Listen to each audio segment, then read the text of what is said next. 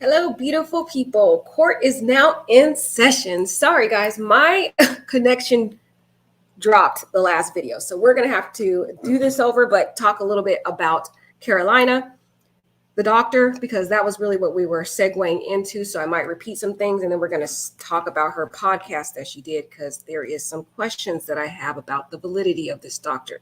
So there has been some questions lurking around about Karolina as to whether she is really a doctor. She promotes airlines in one video that she does. She promotes airlines. Then she promotes a lot of technology. She seems to be very passionate about technology. And she has founded her own company called Tech Quiero. She doesn't seem that medical profession is really her specialty. And another thing, the only information that we have out there that I have found that confirms she's a doctor is just a LinkedIn.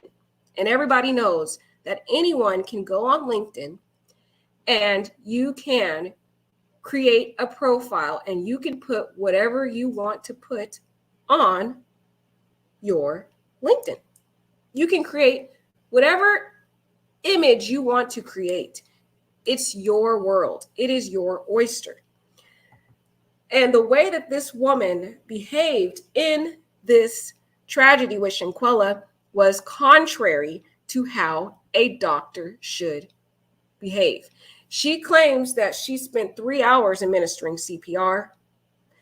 However, the death certificate states that due to the severity of Shanquella's injuries, being internally decapitated, having a snapped back, that she would only have been able to survive for 15 minutes after her severe injuries. She is seen on this photo looking down at the body. And like I said, I question the validity of this photo, but looking down at the body, allegedly, if this is really her, y'all, as if she doesn't really know what to do. There is no confirmation in the photo of any IVs, which is what she claimed to have rendered an IV to Shanquella. There was allegations that she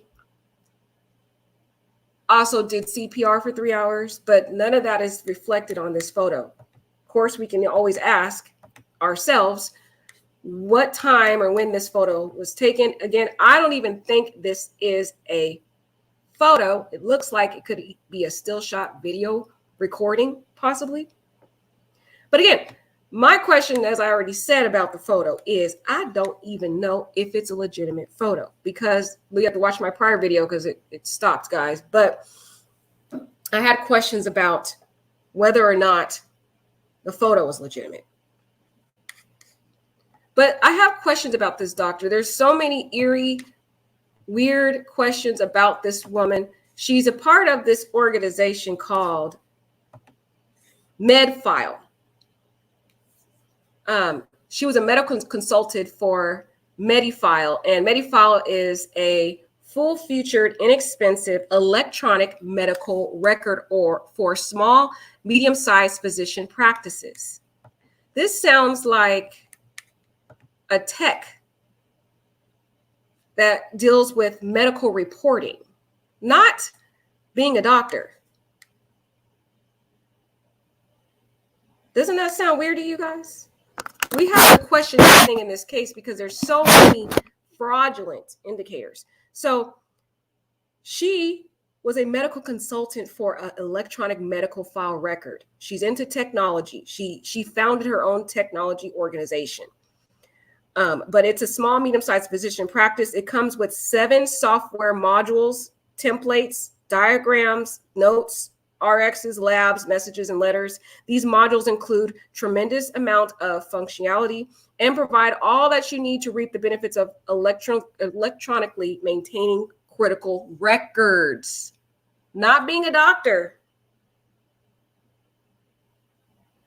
Not rendering medical aid. And we have had questions about her and how she performed in this. There was questions of fraud, but also there's questions of malpractice, because based upon the medical records, based upon the death certificate, Shanquella would have already passed away. The maid is claiming that Shanquella have already passed away because her body was hard. So this doctor is literally committing malpractice. Is she a doctor? Does she have the licensing? Because we haven't seen any licensing. We only saw, based upon my prior video, part 1, I will attach part 1 in my description box. All we had to look was her LinkedIn, which she can fabricate all that information. We don't know if that's actually legitimate. We haven't seen any licensing confirming she's an actual doctor. She went to school for medicine. And I'm going to show you a podcast where she talks about her initial studies was as a doctor. Initial studies sounds like something you start out doing and then you change your career to something else. And that was 3 years ago that she did this podcast. So it sounded as though in the interview that her main focus was, after being in the medical field, was to work in the technology field, to advance technology, to work towards equality for men and women in entrepreneurship. That's what she talked about. And she also focused on talking about empathy in the interview. But she was really focused on technology. That is her passion. So this woman, guys, she's not acting like a profession in the medical field. She's doing all kinds of stuff. She's working for airlines. Here, you see the photo here, Volaris. Volaris is an airline. It is a Mexican low-cost airline based in Santa Fe, Mexico City, with its hubs in Guadalajara, Mexico City. And we know she's went to Guadalajara University, so that is consistent with her location. So she did that back a couple years back, and she has that picture on her Facebook currently. But you have to ask yourself, what is she really a doctor? So she also worked for this Metafile. It's both an app and it's a web service, and it allows you to hand reach access to your physician address, current and previous appointments, and your medical archives. This sounds like administrative stuff to me. You working on the records, the medical records, not with the direct hands-on medical treatment like a doctor would do or a nurse, but she's working for a Metafile, for an app that basically helps physician address appointments and other medical records files. Metafile also follows up current treatments and integrates the patient profile with the various receipts he or she is getting from different specialists. Metafile also is helpful for physicians who want to do a close-up follow-up for their patients. Also allows them to know whether the patient, whatever, I don't know what it doesn't finish after that, but Metafile is an app that helps physicians, keep track of their medical appointments for their patients and other medical records. It seems like she's doing everything but being a doctor. So again, your life's information at hand, medical records online, data analysis, enterprise. Back in Guadalajara, this was an app that was founded in 2013 that she's a part of. She's also very heavily involved in technology. Here's a photo of her here at a tech company, Sub-AT. And you can find that on Facebook. But the question we have to ask y'all is, where is her medical license? It seems like she is not really focused on that. She's focused and passionate about entrepreneurship and about technology, not about being a doctor. No wonder she performed so poorly in this tragedy.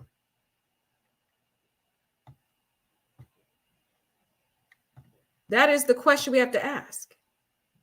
And like I said, she is a founder of an organization called Tech Quiero. This is her organization. You can see her in the photo here. And I want to give credit for all these photos from a YouTuber. Oh my gosh, I'll have to figure out her name. But the YouTuber, I'll find her name after this. But I want to give credit to her because she's the one that found all this stuff. But I saw this. I was like, I got to show this to y'all because this is crazy. She's at another technology event here, guys.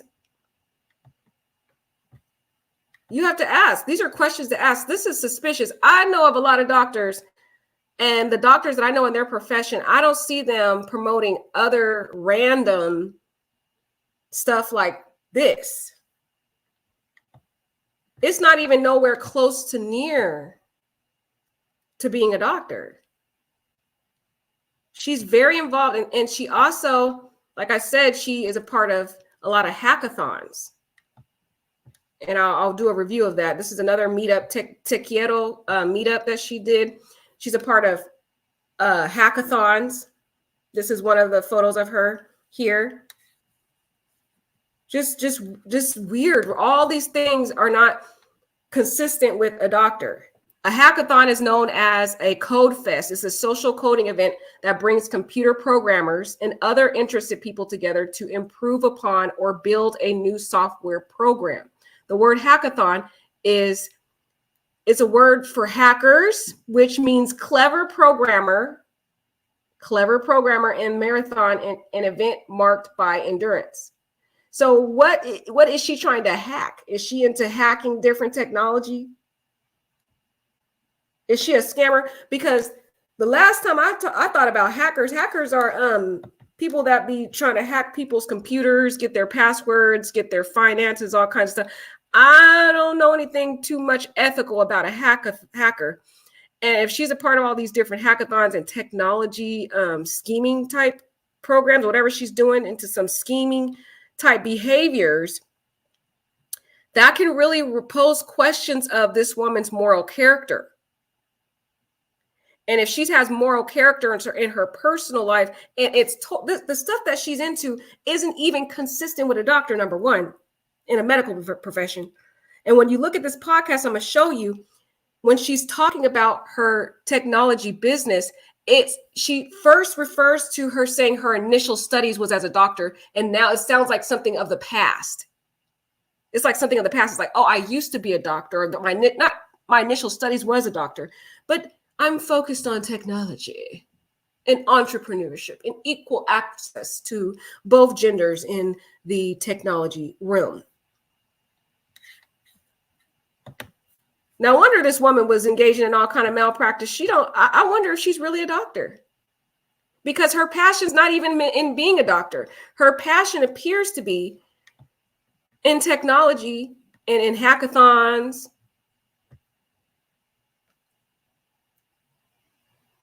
Here's another photo of her again, just out in leisure.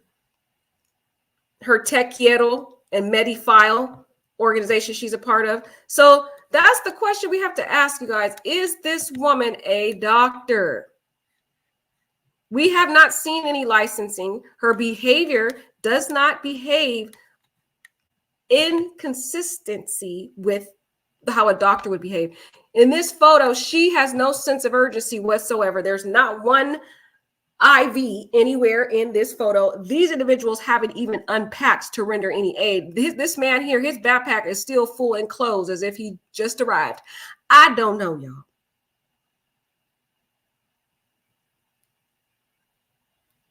Right. This is a good question, Christina Sofly. Christina Sofly says, did she hack her credentials? Exactly. If this woman has all the skills to hack, different technology and different people's devices, whatever she doing, okay? How do we know she didn't fabricate her entire medical records? How do we know she didn't fabricate a fake medical license and she don't know what she's doing?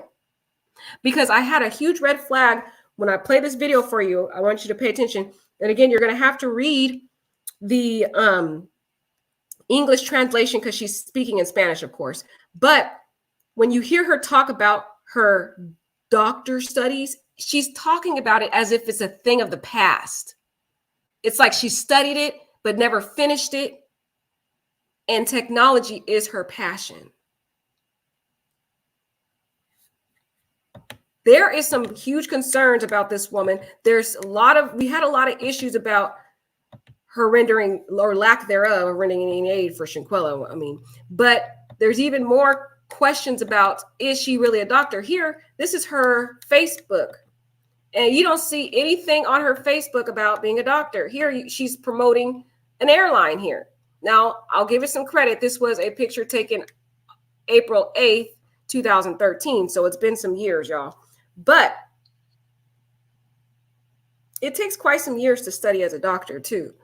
So why would she be working for an airline? Shouldn't she be in school studying for a doctor? I'm just saying. Make it make sense. I just have questions. I'm asking questions, y'all.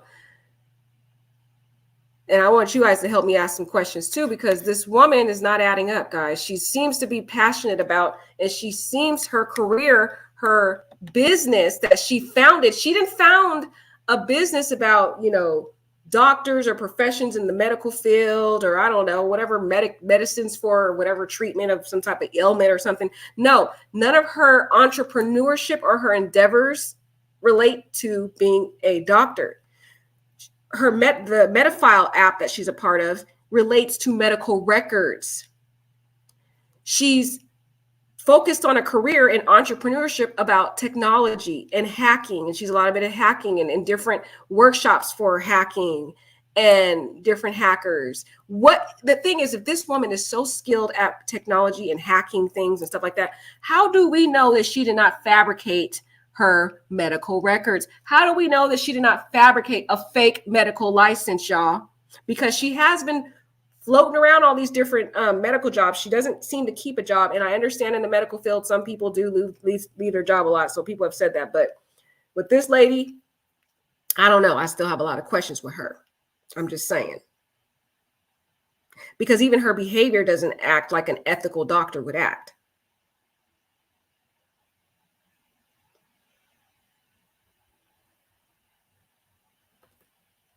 Right, that's what I'm saying. Don't doctors have a medical license? That's what I'm saying. But we haven't even seen a medical license, guys. And the thing is, she's really into technology. That's where her business is. So, and she hacks a lot of things. So how do we know, you guys, if she didn't just create a fake license? This woman is skilled at technology, not being a doctor. So let's look at, I want to show you guys a podcast video, and I want you to pay attention.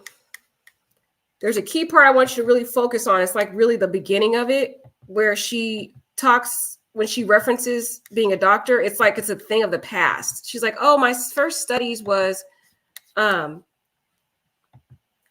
a doctor, but it was a thing of the past. It wasn't something that she's currently doing. It sounds like something she studied. She said my initial studies was a doctor, but then she went on to talk about technology and how that's her focus. And this was 3 years ago. So we can at least date it back to 3 years ago. So I'll let you guys know that. But just watch this video, and I want you guys to read the translation and just focus on that. And we'll stop it in to just talk about some of the things that she says. Hola, ¿cómo están? Bienvenidos a otro episodio de Elemental. Estoy aquí con Caro Ornelas. Ella está ahorita en Súbete, una startup que se encarga de mejorar la movilidad en Guadalajara, y es parte del staff de Te Quiero, una comunidad de tecnología igual aquí en Guadalajara. Esta vez vamos a hablar un poquito de empatía y de cómo puede servirnos para resolver problemas.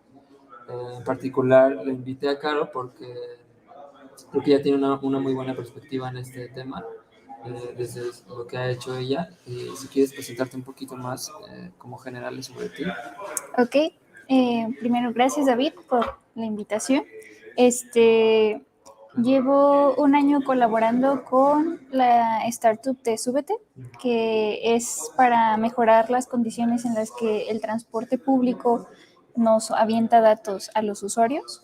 Y por otro lado, he tenido parte en la comunidad de Te Quiero, donde he podido trabajar en esta parte de cerrar la brecha de género y sensibilizar a las mujeres, hombres y mujeres por igual, pero un espacio seguro para las mujeres para que puedan desarrollarse en tecnología, innovación y emprendimiento. ¿Y cómo te ha servido la empatía en esos dos lugares? Ya. Yo creo que viene desde mucho atrás. Tendría que explicar que mi formación inicial fue como médico. Entonces, So look at the first thing she says. I would have to explain my initial training was as a doctor. That sounds like somebody who initially started out studying something and then they changed their profession or they changed their studies. It was like, oh, I initially was trained to do something, but now I moved on. I'm going to do this instead. This is something of the past. You see that? Explain my initial training was as a doctor. And then if you look at the words before that, she says a long way back. So the question is, did she finish her studies as a doctor? Did she actually get the licensing? Because this woman has an expertise in technology and in hacking. How do we know that she did not fabricate her degree? How do we know she didn't fabricate a medical license? Guys, there's something about this woman is really off. And then you notice how she's talking in this video. She's going to talk a lot about politics and empathy and technology. This woman seems to be an expert in technology, not in being a doctor. And if she's into hacking, how do we know she didn't hack her university records to make it look like she graduated, y'all? It's a question. Let's go back and play.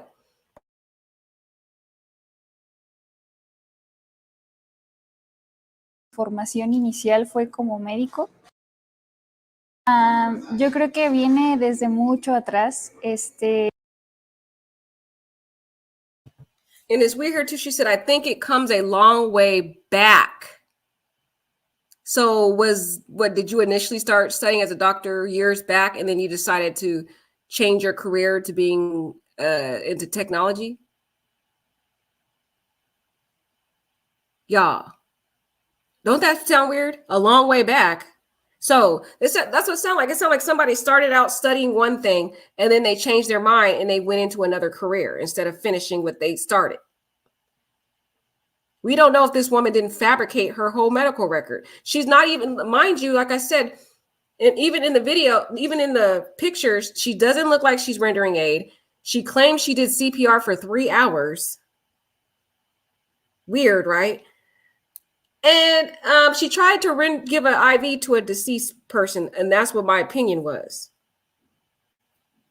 So just look at the words. I think it comes a long way back. Listen to the next part. Tendría que explicar que mi formación inicial fue como médico. Entonces, es una pieza clave. My initial training was as a doctor. Okay, your initial training, but did you finish? Because, ma'am, you're not even focused on being a doctor. You are focused on being an entrepreneur in technology. That's the woman's passion. Based on the different workshops she's been in, the hackathons, the different, she literally founded a company for technology called Te Quiero. She founded a company. She didn't found a company about, medicine or the expertise in her profession as a doctor. No, it seems like her career is in technology, not as a doctor. Let's continue on. Que de hecho te hace énfasis durante toda la carrera, desde el día 1, en que la empatía con tu paciente, es decir, comprender qué está pasando por el dolor, por problemas, para que no te afrentes a él como regañándolo, para que lo trates con comprensión, con amabilidad, que alivies desde su presencia hasta...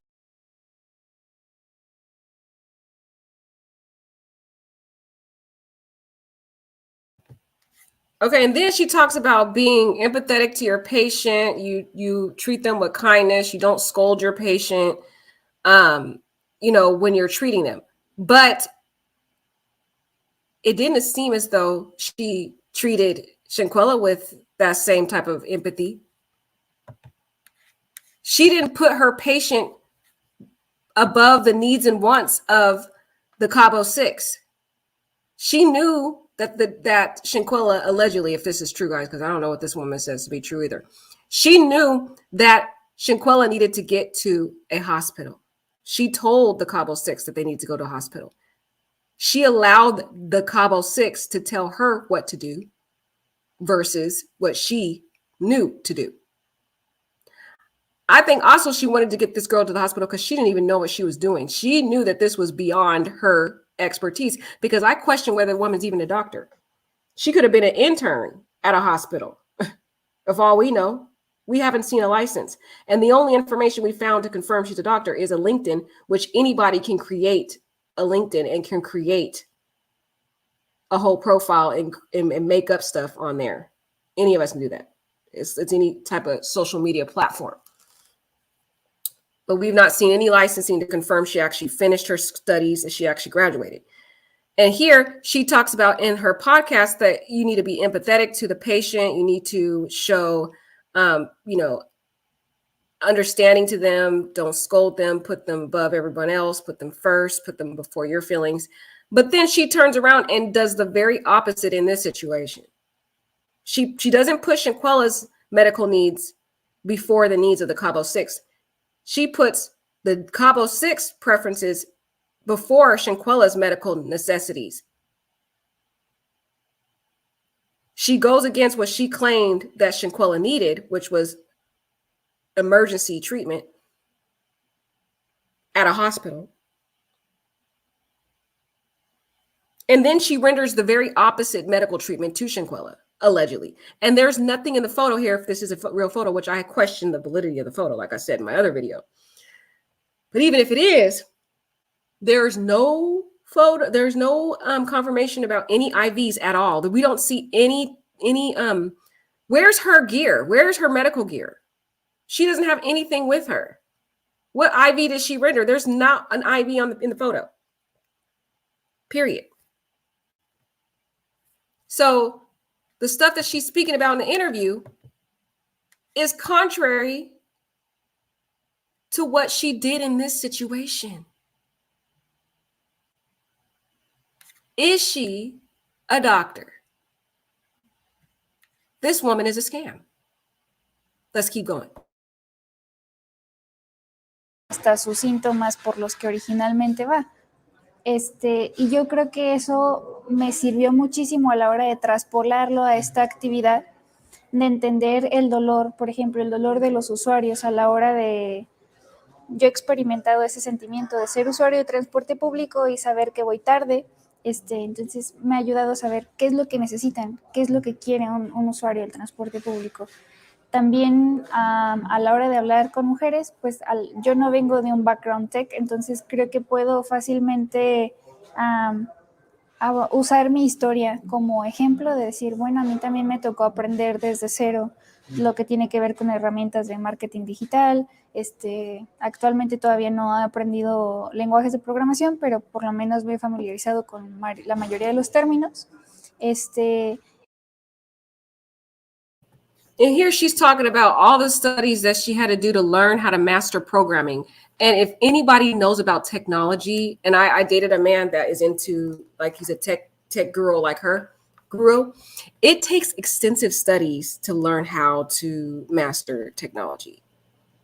That's studies in and of itself. You got to go to school for that, to master the programming and all the different stuff like that. So if she went through all this extensive studying to familiarize herself with the terms and the programming, like she's saying, because she said she had to go through all the studies that she's now trying to teach women about, because she's trying to help women get involved into technology and master it, where does she find time to study to be a doctor? Because anybody knows a doctor is extensive. To become a doctor, it's extensive studies. I mean, hours upon hours upon hours, all day, every day. You don't have time to divide your studies up between being a doctor and working in a technology profession, because technology is very extensive and difficult too. Learning how to build a computer and all the programming and hacking and all the stuff she's into, that's a whole different world. How do you merge? How is she able to find time to learn how to study becoming a doctor, obtaining her licensing as a doctor, while she's also studying technology and programming? This woman, yeah, there's a lot of constant training certification, like Rose Little is saying, guys. Anybody in the technology field, let me know, because I know a lot of people who are in the technology field who go through extensive hours, guys. It is extensive. It's difficult. So how do you have time to do a double studies of technology and being a doctor? And studies to become a doctor is extensive. Guys, something don't sound right. Something does not sound right, y'all.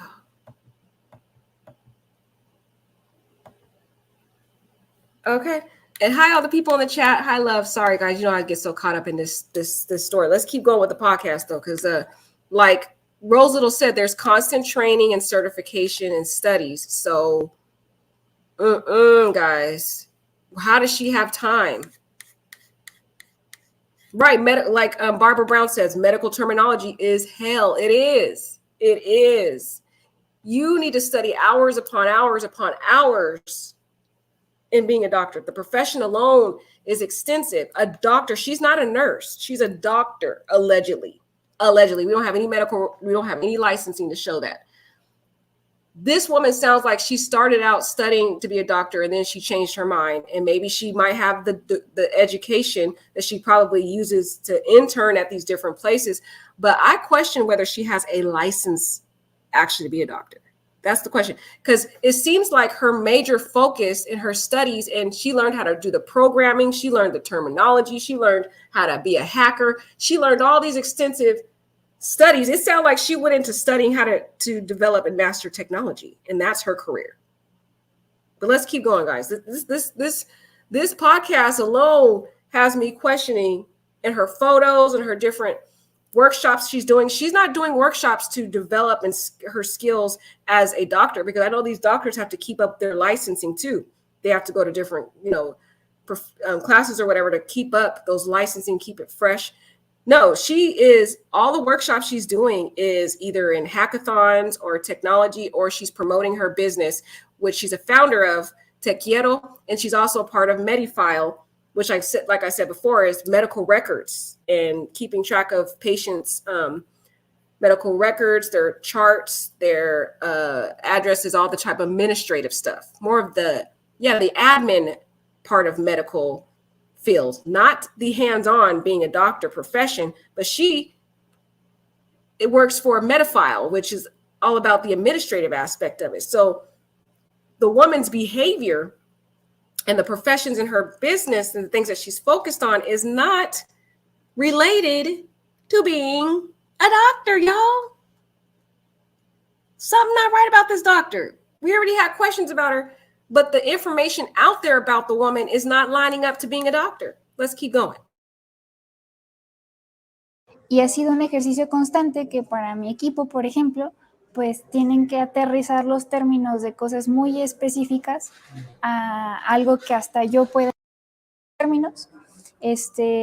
Y ha sido un ejercicio constante que para mi equipo, por ejemplo, pues tienen que aterrizar los términos de cosas muy específicas a algo que hasta yo pueda entender, ¿no? So she has to constantly work and train her team, the terms of very specific things. This seems like a full-time job. You gotta constantly work on training your team. They gotta learn the terminology. They gotta learn all the basics of how to programming for technology, Where does she have time to be a doctor, y'all? Where? Because that alone, being a technical expert, a technology expert, it's your business. You're the entrepreneur. You have to train your team in all these extensive terminologies and programming and all the other hacking stuff she does. How does she have time, guys? Where's the time to be a doctor?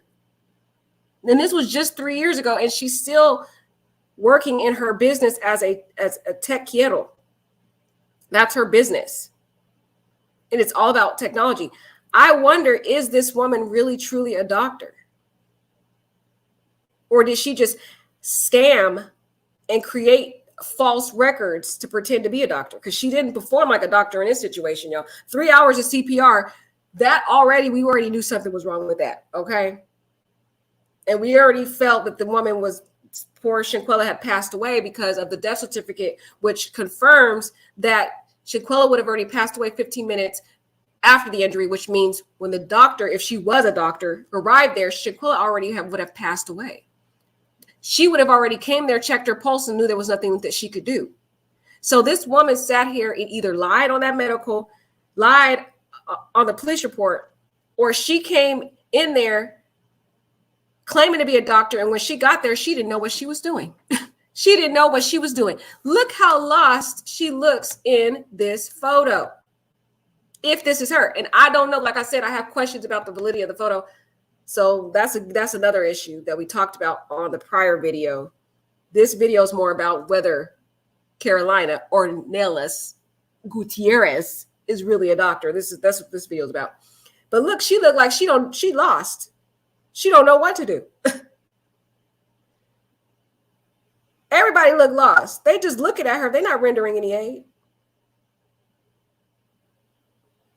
Make it make sense. Right. Betty Yellock says, no such thing as 3 hours of CPR. I have never in my life, I'm not even a doctor, and I have never heard of 3 hours of CPR.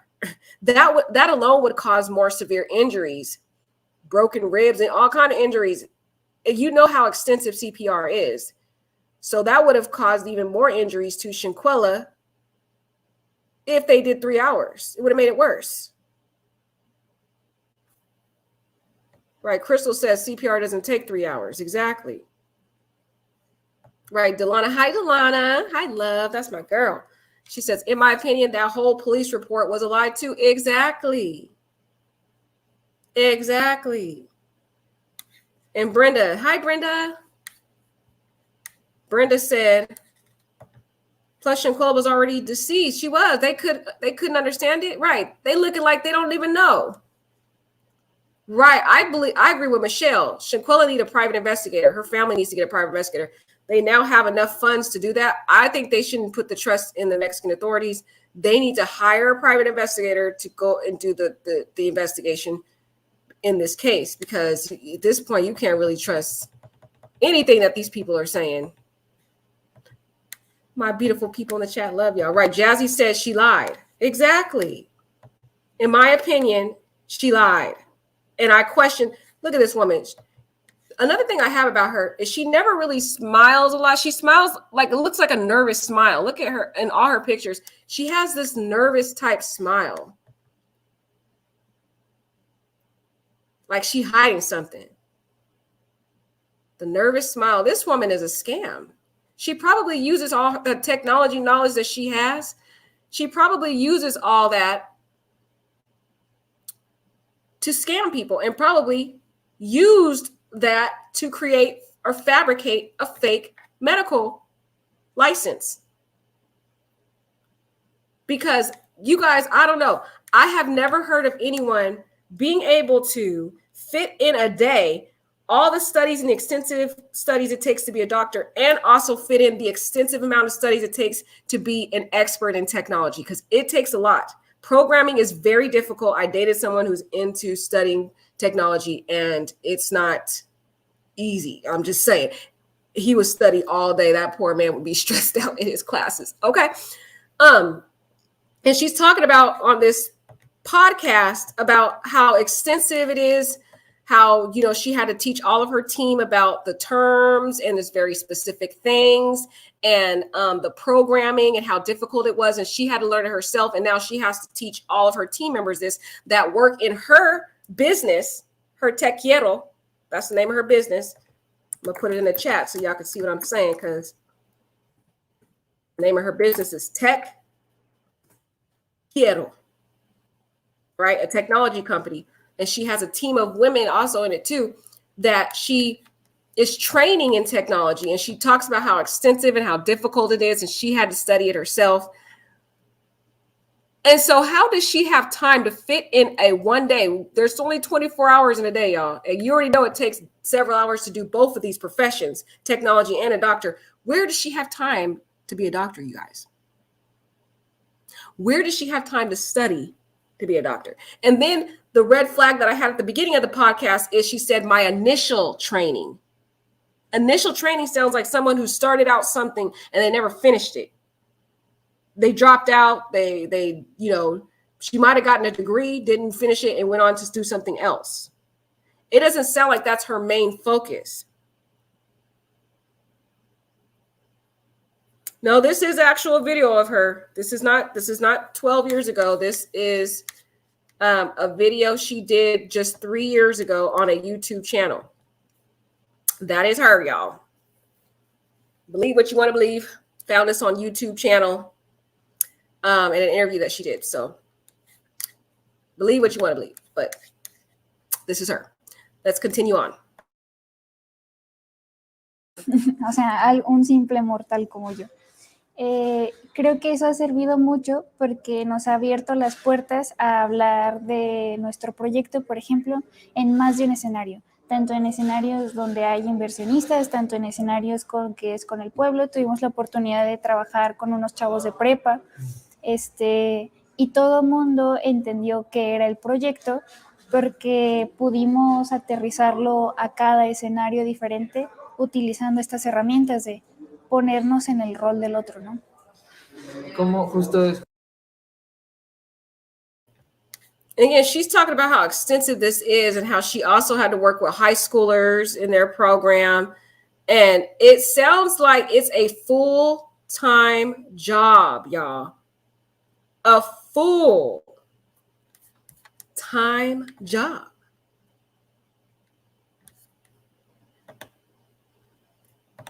With what she's doing. It's a full-time job. Let's go back to this. Hold on.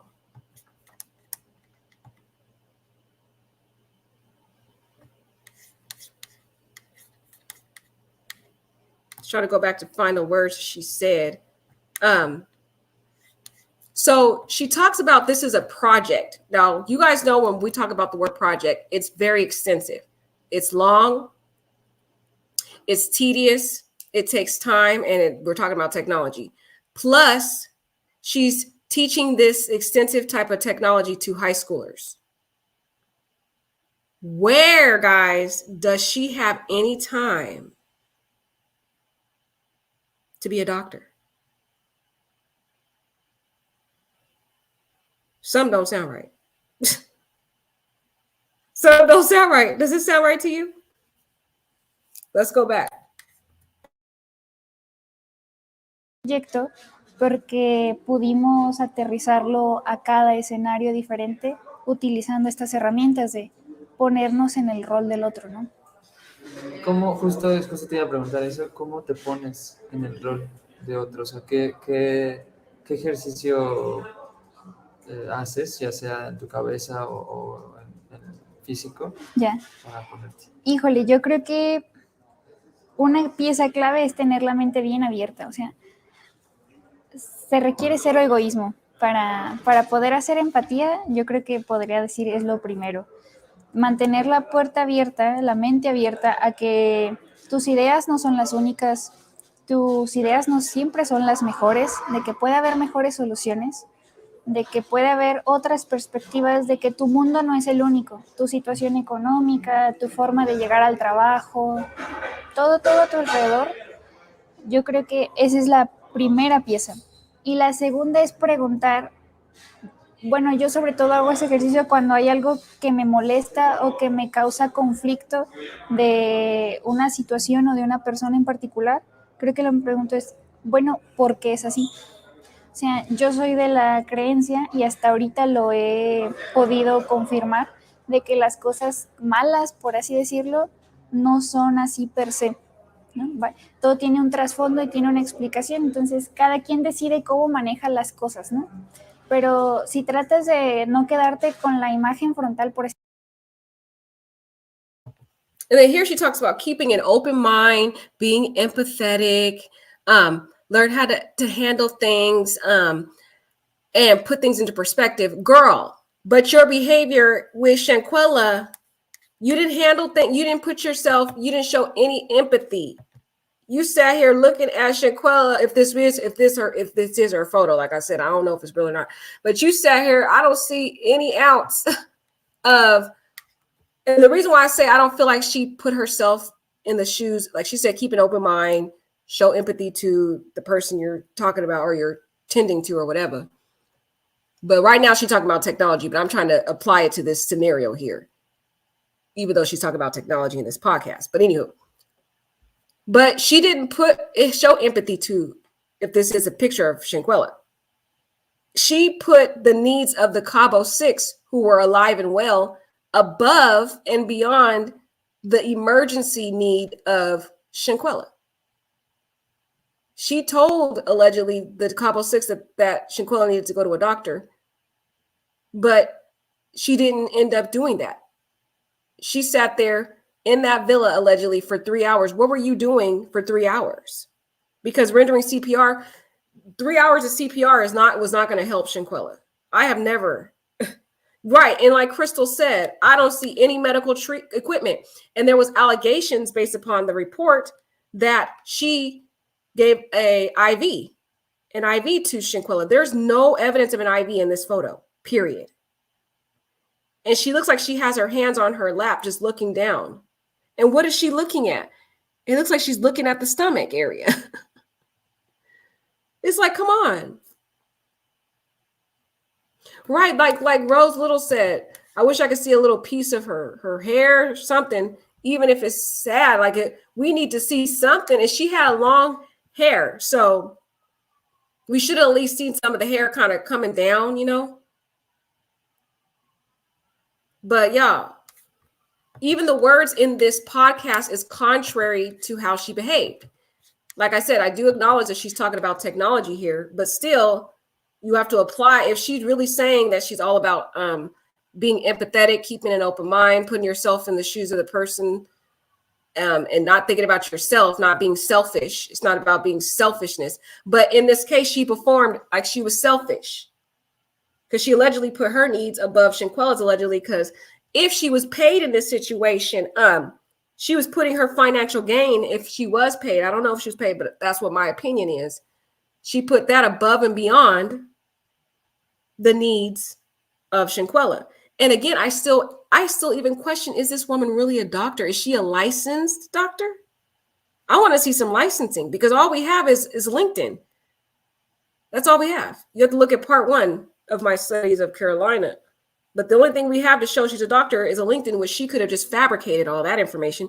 She looks like her profession and her career is in technology, not in being a doctor. You cannot, how do you fit the full extensive studies of mastering technology, owning your own tech business, attending all these technology workshops and hackathons? Where do you find time to be a doctor? Because a doctor is a full-time job. And the studies alone to be a doctor, learning all the medicine terminology and just, man, telling you, being a doctor is no joke. And studying to become a doctor is no joke. Extensive hours. So I don't know where she has time to be a doctor. I don't even know if this woman is a doctor, because based on this podcast, she claims to say that was her initial training, meaning it was something she thought about doing, but then changed her career. And like I said, this was 3 years ago. And based upon the beginning of this interview, she's saying a long way back, meaning years ago, she was training as a doctor. But this technology career is her main focus. That is her current career. That is her expertise. That's her business. And she's trying to train other women to get involved into technology also, and all the difficulties of learning the terminology. That's what she's talking about here. And now she's talking about empathy, which I don't see anywhere where she was empathetic to Shanquella. I'm just saying. Because in this photo, she looked like she just looking at a statue or something. Okay. Make it make sense.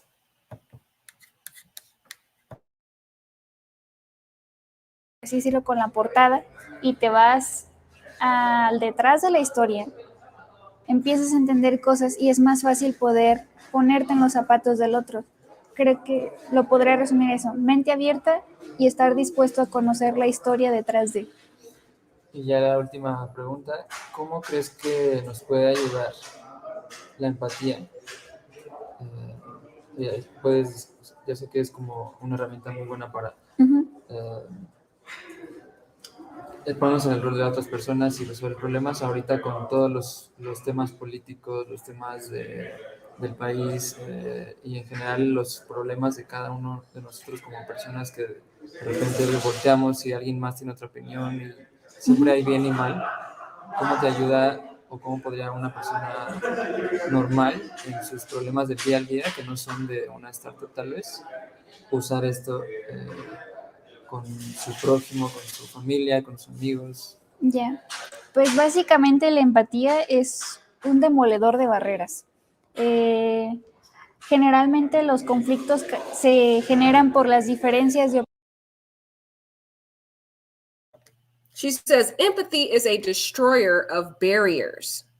That is interesting, because we do hear a lot of times that in Mexico, a lot of times Mexicans don't like the Black community. They don't care for the Black community.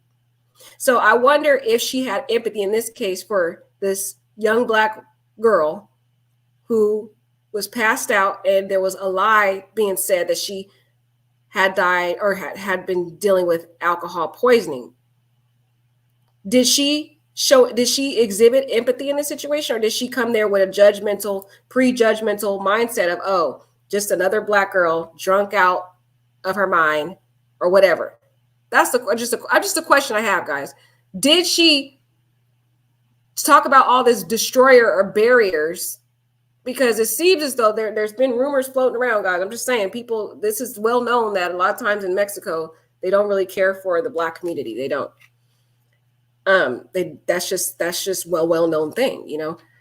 So I wonder, when she came there, did she come with a prejudged conception or perception of Shanquella, thinking, oh, there's another Black drunk girl, whatever, didn't care? Because she didn't, in my opinion, I don't feel like she did all she could to really help Shanquella. I feel like she sat there, fabricated this fake story that we know doesn't make sense, based upon the death certificate that says that she would have died within 15 minutes. So by the time she got there, Shanquella would have been deceased. She should have already been trying to get this young lady to, you know, put her in the ambulance or something. If she's passed away, at least say, hey, she's deceased. We need to get, you know, the law enforcement here to investigate. But she overlooked that part of it, the moral aspect of it, to say, hey, we need to get the officers here to investigate this, and disregard with whatever the Cabo 6 was trying to do or try to cover up. But she went with whatever the Cabo 6 said, allegedly, because she made up this fake story about a 3-hour CPR, made up this fake story about, rendering IV when we don't see any evidence of an IV. And again, I don't know if this picture is real or not, guys. I really don't, because the source is coming from. But if it is a real photo, we don't see any evidence of any medical equipment in this photo. And if she's a real doctor, she would already know that Shanquella was passed away, which means she should have already been trying to call the authorities to say, hello, something's weird about the story here. They claim up and down that this young lady died of alcohol poisoning, but I see a knot on her head, because remember, we went over Nazir's recording yesterday, and he said that it was the doctor who told him that there was a knot on Shanquella's head, but he referred to her as a nurse, basically. But she claims she's a doctor. But anywho, he said that she told him that there was a knot on Shanquella's head. Why didn't she see the knot on Shanquella's head, the split lip, and see that this is more than just an alcohol poisoning and think, oh, well, I wonder what this young lady's parents would think. Let me put her needs above what these Cabo 6 people are saying. No, clearly, allegedly, she didn't do that. She lied on the report. She claimed she rendered aid that she didn't render. She claimed she told them that Shanquella needed to go to the hospital, but allegedly she put the needs of the Cabo 6 who were physically well and could care for themselves, and she disregarded the needs of Shanquella, which in my opinion is contrary to her indications that she is all about empathy and emphasizing putting the needs of people above yourself, like she's saying in this podcast. Right, I'm with you, Crystal, girl. I don't believe the pictures either, girl. I am with you, girl. Pictures could have been staged, girl. Like I said, I don't believe the pictures either. I believe they called her to be a part of the cover-up. That's what I'm saying, Delana. And the thing is, though, if that's true, which I think it is, what she's saying in this podcast is contrary to how she behaved in the tragedy with Shanquella. She did not put the needs of Shanquella or Shanquella's family or think about the empathy of how it would affect the people who love her. She disregarded all that. So it's like as if she's sitting on this podcast being disingenuous, being fake.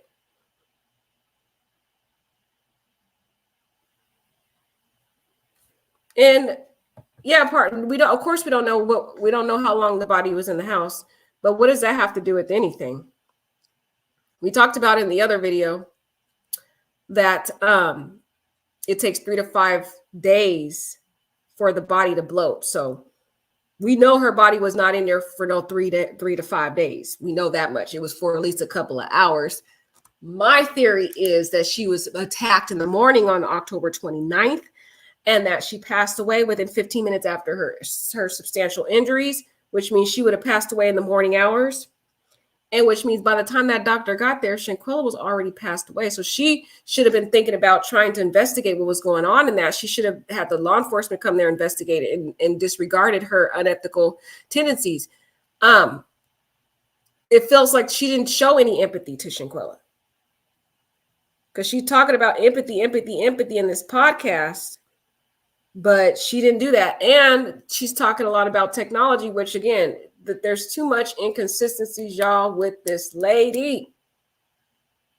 And I have not yet to see anything about her being a doctor. The only thing I've seen was her LinkedIn. And I already went over her LinkedIn in another video. So if you want to see that, I will put that in. I'll put a link of that into the description box. But let me continue with this podcast, y'all. I'm getting so annoyed with this podcast. I got to keep stopping it because she's getting on my nerves, y'all. She's getting on my nerves. Opiniones. Entonces, a la hora de tú tener una mente abierta, ojo, hay que decir que tener la mente abierta no significa que te vayan a hacer cambiar de opinión. O sea, puede que sí, puede que no. No tienes que comprometer tus ideales o tu esencia por el hecho de ponerte en los zapatos del otro, pero sí debes de estar dispuesto a ver la vida detrás de sus ojos, ¿no? Haciendo este ejercicio.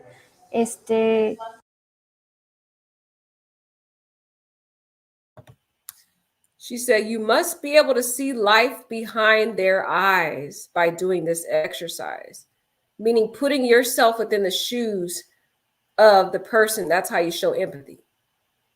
Do you think she put herself in the shoes of how she would feel if she was Shanquella laying there? How she would feel if her parents found out that she was laying on that villa floor? Do you think she did that? Did she see life behind the eyes of Salamandra or Tequila, or Bernard, who would have to hear this information? Because she sure enough, or about Shanquella herself, she did not put Shanquella first. She put the needs of Cabo 6 and to cover up this unethical situation. She put that above and beyond. Now, people might argue that maybe she was afraid. People say, maybe she was afraid. She was afraid that they were going to attack her. Or some people say maybe she was afraid because the officers maybe strong-armed her and told her that she needs to go with the lie. I don't know if I believe that. I don't know if I believe that, guys. She still can make a decision on her own. She could have still made a choice. She didn't. She chose to go with the wrong situation there. And I don't think she was afraid of the Cabo 6. There were other people there. There was the Red Cross there. The officers were there. What were the Cabo 6 going to do to her? Was she got all the other people there? Police authorities there. And what was she doing for 3 hours at the villa?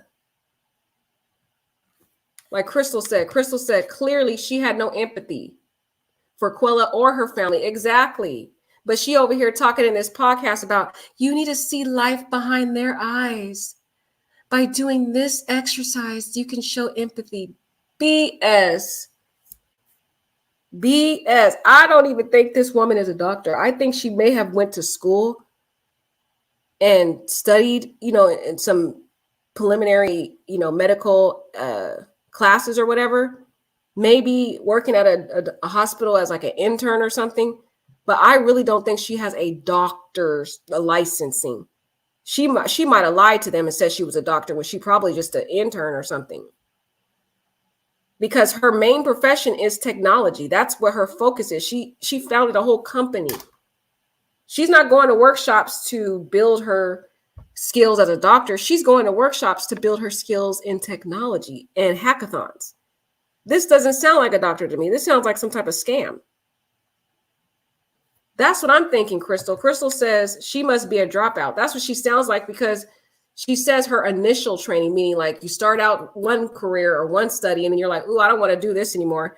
I don't think I could finish this. And then you move on to another major. When you're in college and when you're studying, maybe you start out studying in communications and you're like, I don't like this major. I'm going to switch my major to pre-med now. Or I'm going to switch my major to being a therapist or whatever. Or I'm going to switch my major. Maybe you start out in engineering in school. And then you're like, ooh, engineering is too hard. I'm going to switch my major to being a communications major now. That's what it sounded like to me. It sounded like she started out studying to be a doctor and then she switched off to something else. And maybe she just used whatever credit she has to intern at a hospital or something. Because guys, I don't know about this lady. The way she acted in this sounds like somebody who does not know what they're doing. You don't do 3 hours of CPR. And she should have already known that anybody who saw that report would have known that this is malpractice. That's not how a doctor in that profession would perform. So I question this lady.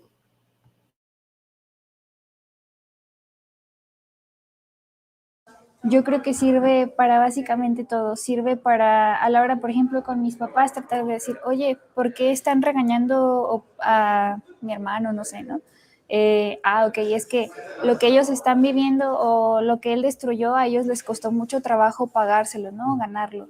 Entonces, si tratas de disculparte de la forma correcta y decir, oye, yo entiendo que por esto es por lo que te molesta tanto, ¿no? Perdóname. Ellos como que se sienten comprendidos y le pueden bajar un poquito, disminuye muchos conflictos.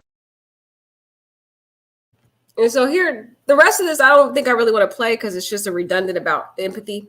But here I wanted to play this because she's giving an example of, showing empathy. For example, her parents, if her brother broke something that her parents paid for and they earned and it's meant something very sentimental to them, then she would put herself in their shoes and acknowledge, their feelings. But I'm like, okay, you talk about having a brother. So how would you feel if it was your brother laying on that floor in that villa? Because every example you're giving, you're not applying that to, you didn't seem to apply this knowledge you are sitting here trying to teach us about on this podcast about empathy. It doesn't seem like you applied that in the Shanquella tragedy. Because if you really did, you would have thought about, oh, well, this young lady laying in this villa might mean something to someone. She might matter to somebody out there. I need to do what I can to put her needs first, above and beyond what the Cabo 6 is trying to tell me. That's the problem I have. And like I said, I don't think this lady is truly a doctor. Unless I see a license, I'm questioning. Because her major studies, her major profession, what she founded, the company that she founded, all is centered around technology. And anybody knows when you study technology, you have to learn the programming. It's very extensive studies. And it's not just, oh, you just learn it overnight. You cannot just learn technology overnight. So the question I have for y'all out here, I need my subscribers out here to look into it more, but I have yet to see a license of this woman. And my question is, since she is really into technology and hacking things, did she fabricate her medical records? That's a question I have. Did she fabricate?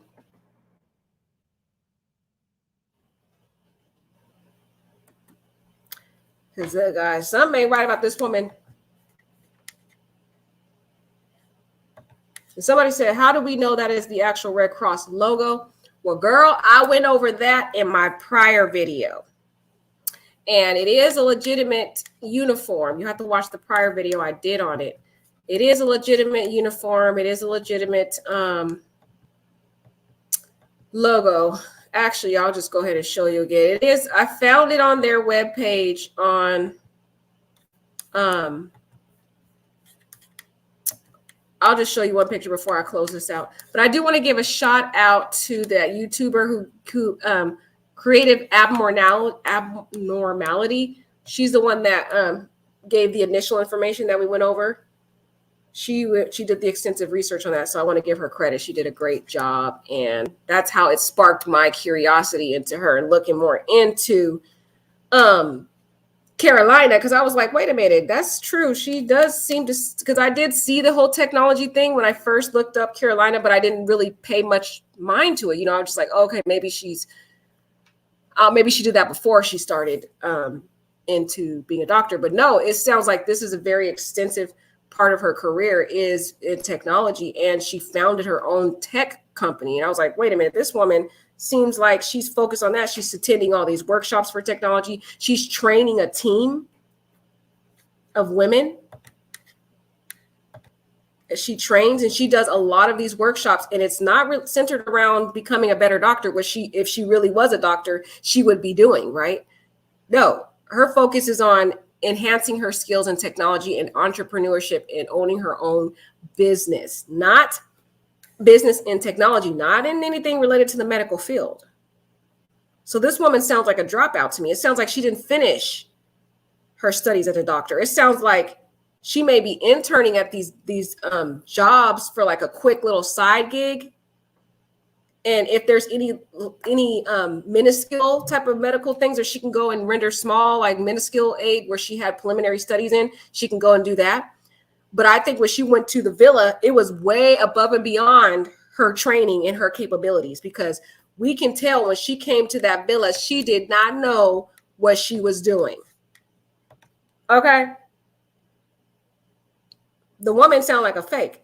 And like Crystal said, how do we even know? Like, we really don't know much about this girl, because if she's into hacking, this woman can be anybody. We don't know really who she is, because hacking and you know, hackers are scammers.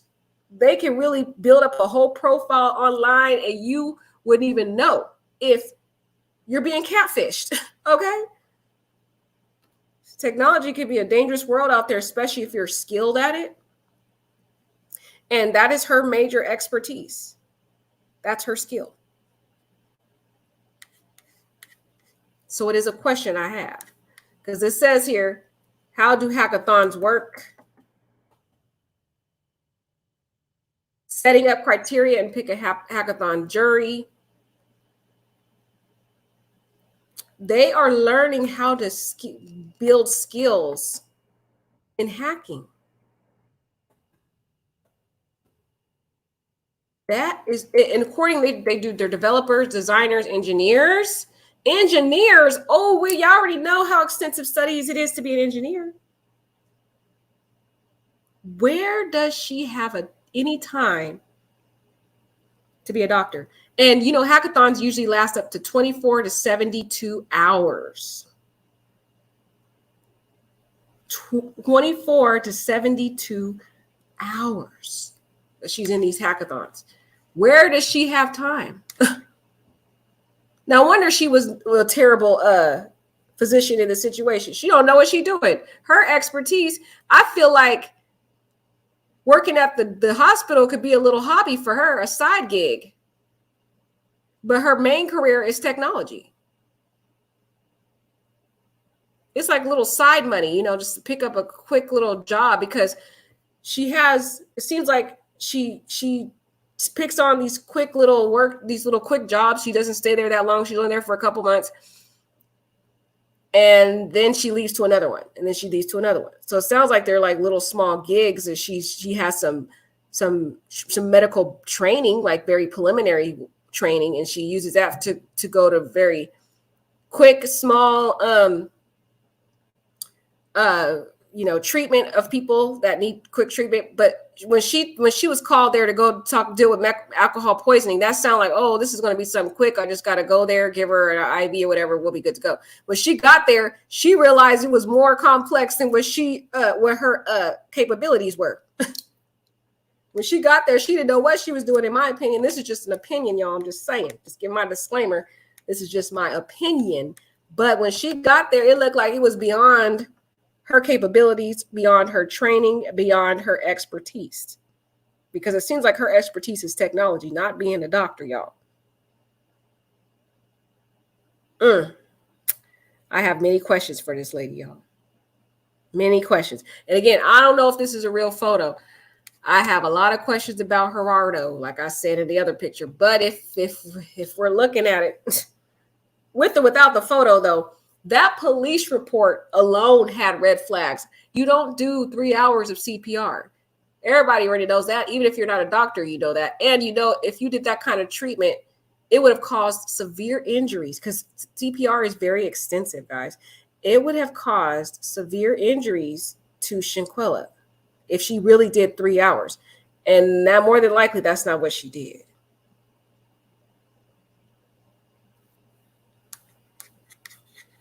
Okay.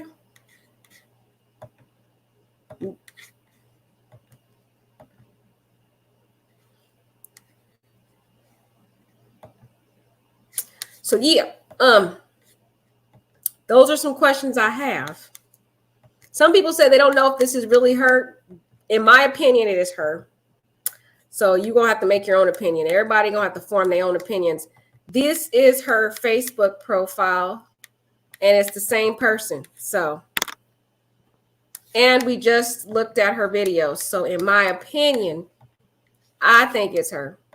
But you guys are welcome to make your own opinions. Again, hey, I recommend you question everything at this point, because everybody out here, you just can't trust people, okay? I'm just giving my opinion that I think it's her. You're going to have to formulate your own opinion, what you think. My opinion is, I don't think she's a legitimate doctor. She's very questionable. There's a lot of weird scam-like qualities to this woman. She doesn't seem like her focus and her expertise is in the medical field. It seems like her expertise and her extensive studies have been in technology, and it looks like she started out trying to study to be a doctor and never finished. That's what she said at the beginning of the podcast. She said, long back, way back, my initial training was a doctor, but, you know, and I learned about patients, and now I'm doing technology. Allegedly, like everything's allegedly, disclaimer. Everything on this video is allegedly in my opinion. Okay? Everything. But anyway, Delana says, thank you so much for keeping it 100 and for being a voice for beautiful Shanquella. We appreciate all you do. God bless and much love. No problem, Delana. No problem. It's so sad Shanquella can't speak for herself, so we have to be a voice for her. Because it's sad you don't see ABC News or Law and Crime. They're out here right now. If I share with screen with you guys of what Law and Order, Law and Crime and ABC News on, they're talking about Idaho 4 right now. They have not mentioned Shanquella. That is sad. That shows you where their priorities are. And basically, the Idaho 4 tragedy and the Shanquella tragedy, they're at the same stage right now. Right now, we're just at a standstill in both cases. So you can see they're keeping Idaho in the limelight, Idaho 4 in the limelight. They have not tried to keep Shanquella in the limelight, though. So they can't make that excuse of, oh, there's no updates in Shanquella's case. Well, there's really no viable updates really in the Idaho 4, except for we saw a car in some video surveillance that we already seen a couple days ago. So there's nothing else really new. Okay. Yeah, like Amazing Tribe. Exactly like Delana said. She said that's the only case they're covering. Exactly. If you guys go look at the main stations, you will see Idaho 4. They can't make up the excuse that, oh, there's nothing new in Shanquella's case. Well, there's nothing really of substance new in the Idaho 4 case. What I'm hearing them do, guys, is they'll come up with these different scenarios for Idaho 4. They'll say, what if they hire a private investigator? Will that help in the Idaho 4 case? What if they hire more people, or what if they get more FBI agents in the Idaho 4 case? Will that help speed up the case? Do you think Idaho 4 case is going to get cold? Like, that's the kind of titles I see out there for the main outlets, but they're not doing the same thing for Shanquella. Isn't that sad? So it's like us in the YouTube world, we got to do that. So that's what we're doing in the YouTube world. We're coming up with scenarios. We're coming up with analyzing things because we have to pick up the slack of the main outlets because they're not doing that. But if you look at the major outlets, you could see and compare and contrast to how they're treating Shanquella. And then you also can see the necessity for why we need the YouTubers too. We're doing the same thing. We have to say, well, what if they do hire a private investigator in the Shanquella case? Because that's what they're doing for Idaho 4. They're keeping that case in the forefront. Every day they're talking about something new about the Idaho 4 case. And it's nothing new, meaning like it's nothing of substance. It's more like hypotheticals. Like, what if people, like right now they're talking about some psychic is out here claiming that some cards or whatever told her that it was the professor who conspired with Jack DeCore to unalive the Idaho 4 people. So that's what I'm saying. Like, the stuff that they're talking about, they're not really giving us anything of substance. They're just trying to find something to talk about to keep Idaho 4 in the limelight. But they're not doing that for Shanquella. They just totally left Shanquella in the dust and not even mentioning her anymore. I've been looking, I search every day for Shanquella updates for the major outlets. And I haven't seen it in days or weeks, some of them weeks.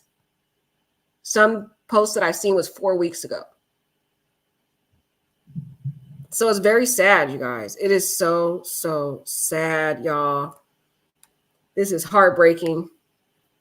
So I'll keep this going. Y'all let me know what other topics y'all want to talk about regarding Shanquella, what other persons we need to look into, because we haven't heard anything from the FBI, which I feel so sad. You already hear that Shanquella's mother has literally had a nervous breakdown, guys. She's turning down interviews now from major outlets. They're asking her to do interviews, and she's so emotionally exhausted. She's turning them down. Isn't that sad?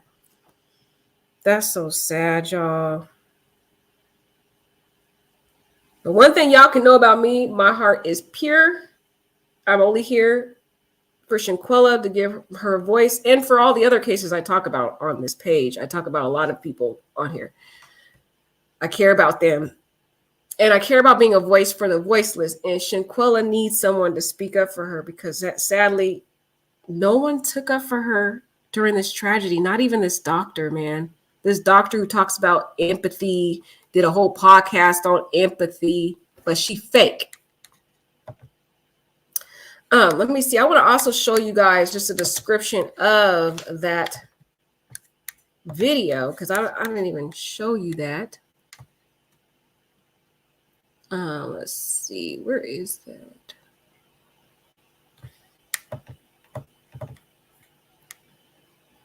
So this was the description of that video, because a lot of people were wondering where the video was from. So it's called Empatia con Ornelas. She goes by, that's her short name for Karolina, but she goes by Cardo. That's like a nickname that she goes short for. But the description says, Karolina Ornelas has a degree in medicine from the University of Guadalajara.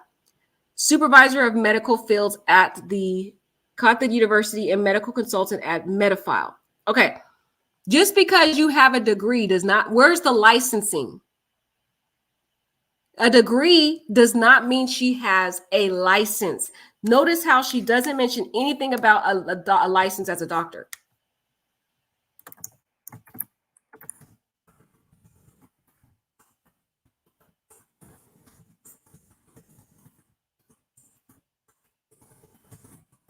That's a red flag to me.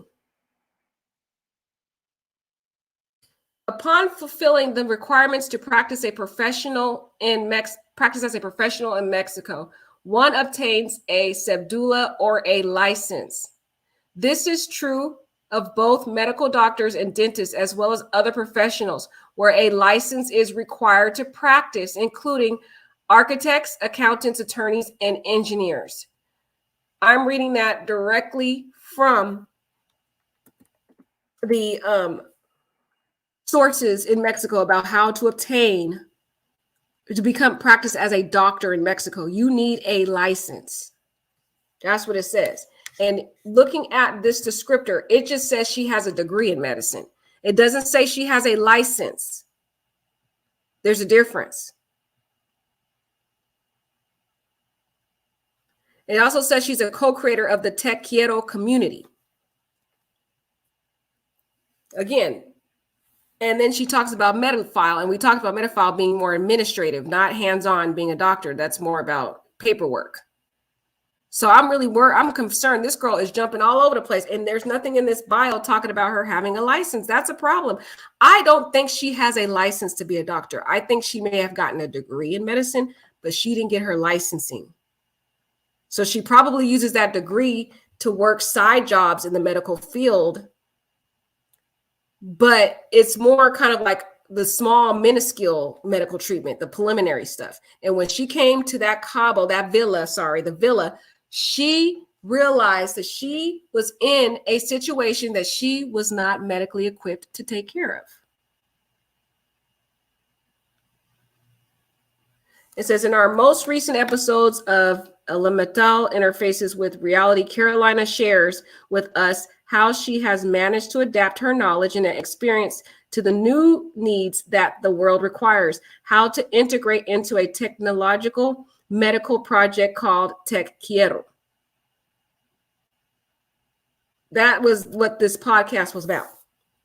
And you can see here, it was done 3 years ago, because people was like, I think it's fake. No, this right here, that's from the YouTube page.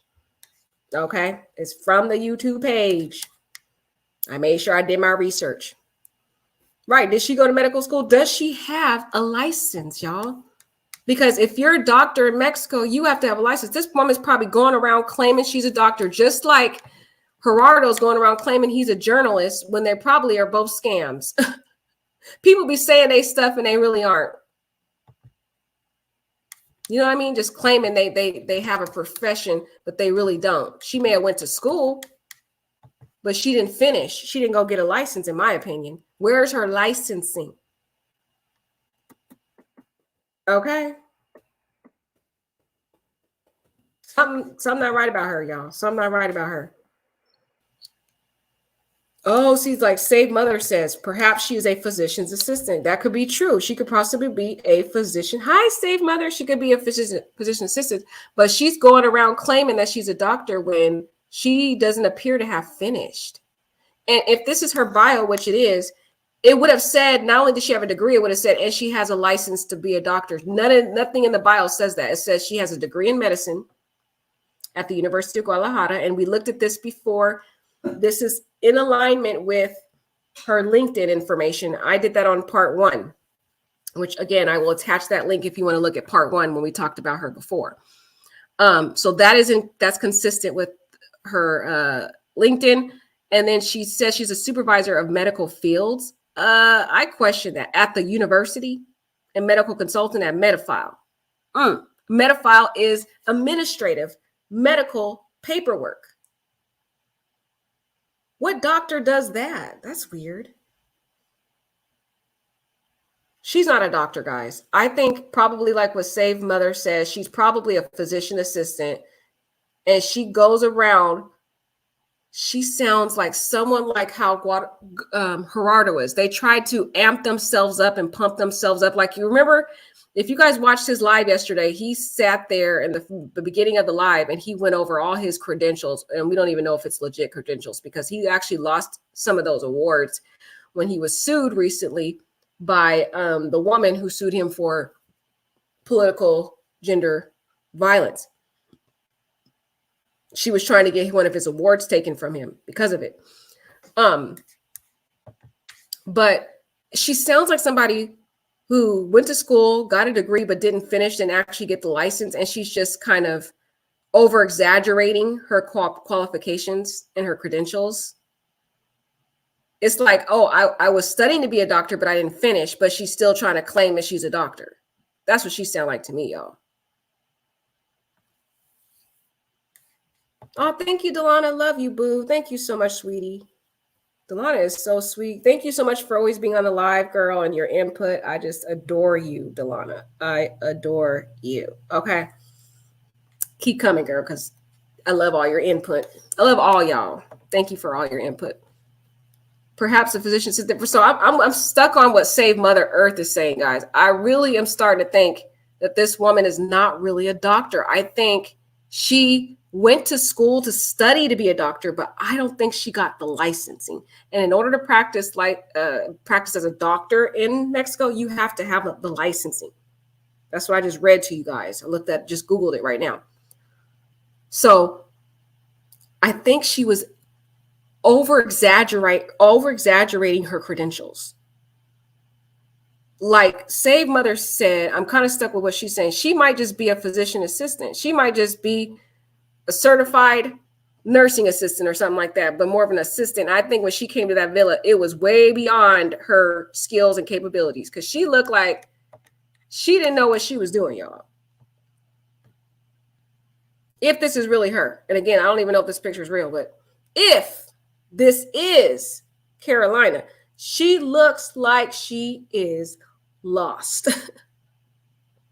And based upon the medical, the death certificate and the reports out there, they're saying, or actually the police report, they're saying that she said she spent 3 hours there with Shanquella. That doesn't even sound right. No doctor who saw that Shanquella literally was lifeless would have rendered that type of aid. And also, she unsuccessfully allegedly tried to give an IV, but we don't see any medical equipment in the photo. So again, this looks like a stage photo. Number one, I don't see any medical equipment. These individuals here, they still have their items all in their backpack.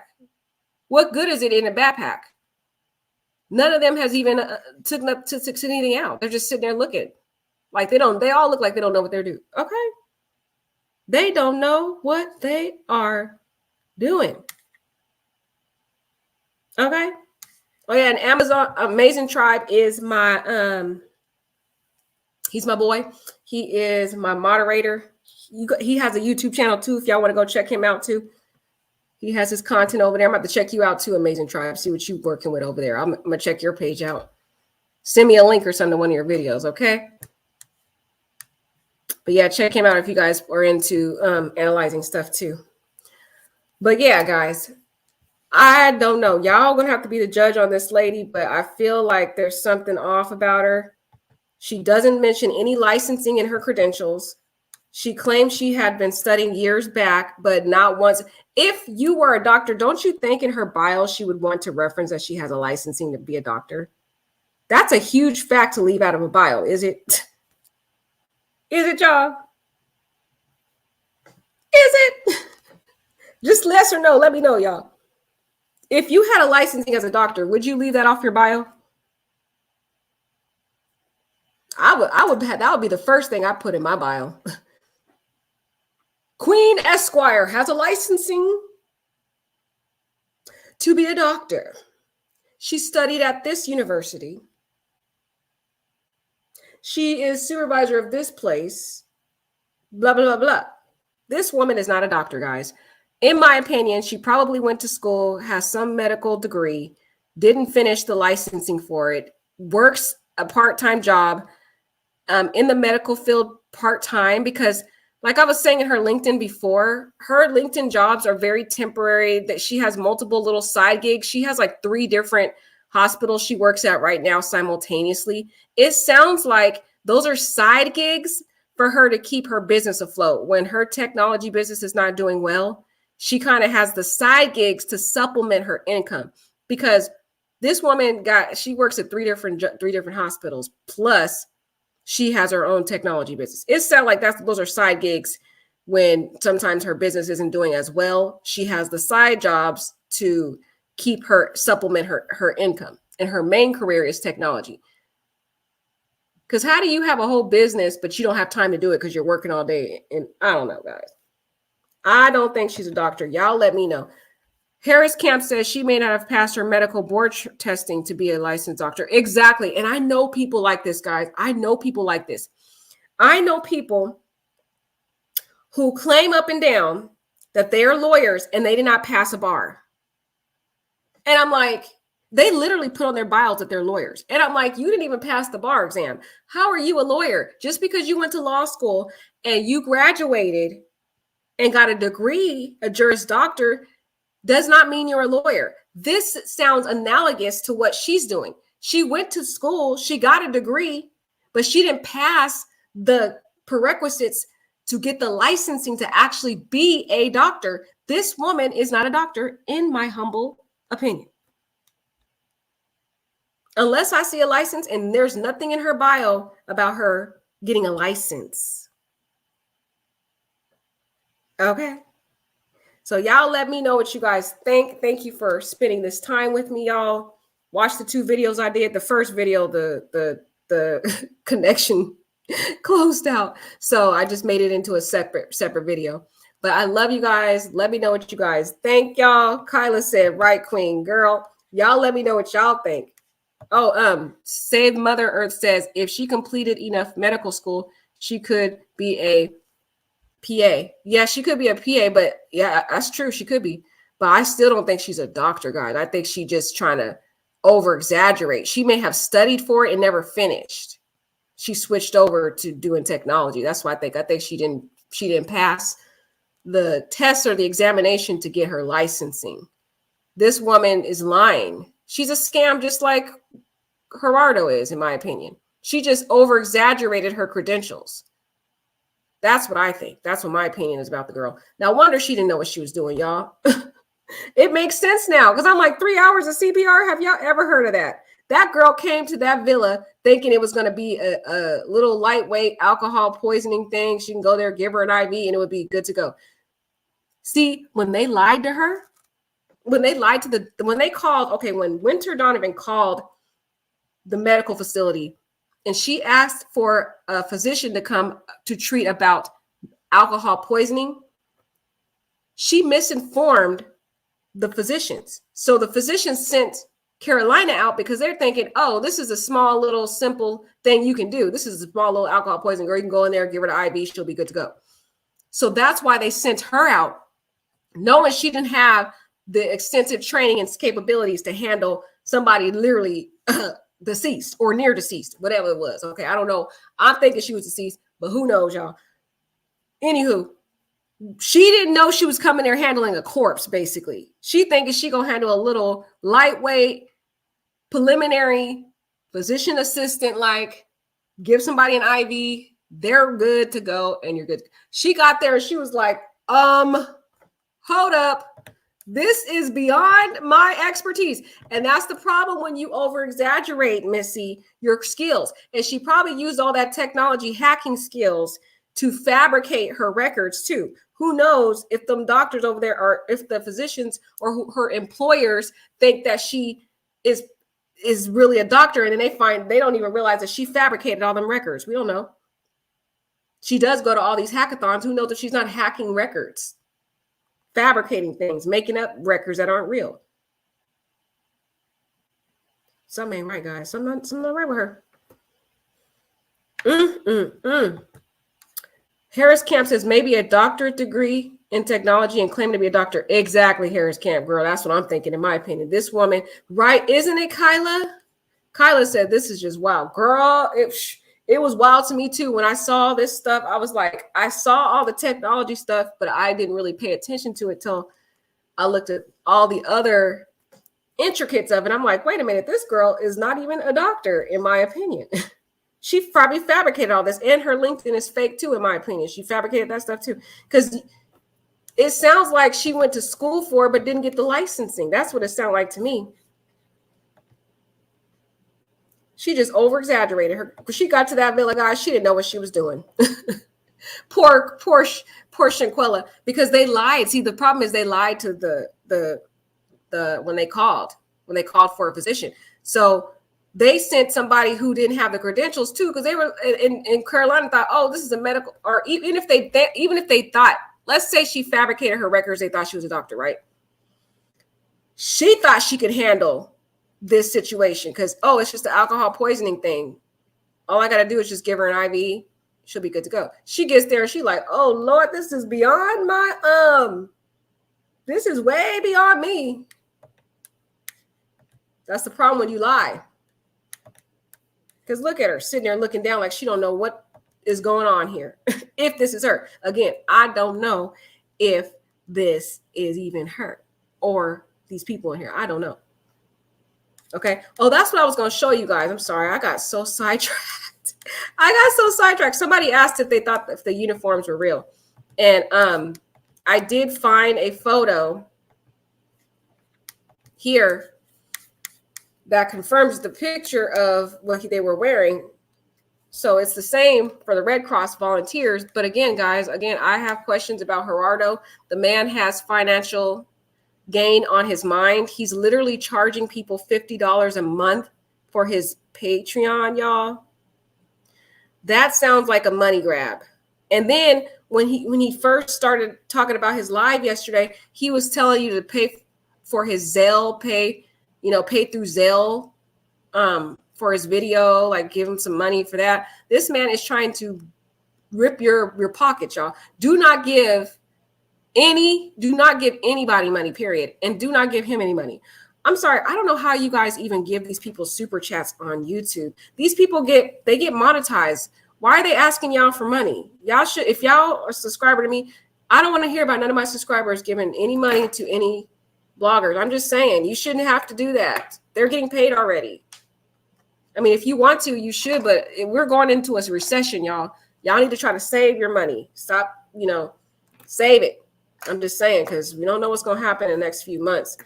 Things aren't looking good in our society. I'm just saying. Try to save your money. Just saying. Don't just waste it on these people out here. They need to get a job. I'm just saying. Sorry.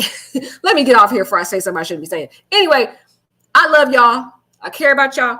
Have a good night. Let me know what you guys think about this doctor. This doctor sounds like a scam. I'm just saying. That's my opinion. Again, a disclaimer.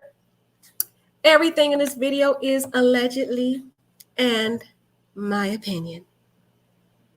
Oh, wait. Kyla just said something. Kyla said, girl, I saw that girl that does tarot readings. She has a 675 tier. Isn't that crazy, Kyla? 675. These people trying to rip y'all dry of y'all money. Do not give anybody your money. Okay. I'm about to leave, but y'all saying some good stuff in the chat though. She said she is not a doctor because when a person's life is in danger, you don't go by a friend, right? Who says do not take her to the hospital. Exactly. The couple six were not Shanquella's guardian. Exactly. Okay. See, I'm trying to go, but y'all saying some good stuff in here. Kyla says, I know you do a great job, Queen. The doctor is committing a crime with faking it. Right, Queen. Oh, thank you, Kyla. Love you, girl. Yeah, but girl, She doing something. She faking, y'all. Something ain't right. She's into all this hacking, all the technology. Y'all just got to question this lady. Because we already was thinking something was off with her, and now it makes sense now. She said, I don't know if anyone has administered CPR, but that could also be another reason for the inflammation. It don't even look like in the photo that was rendering any CPR, though.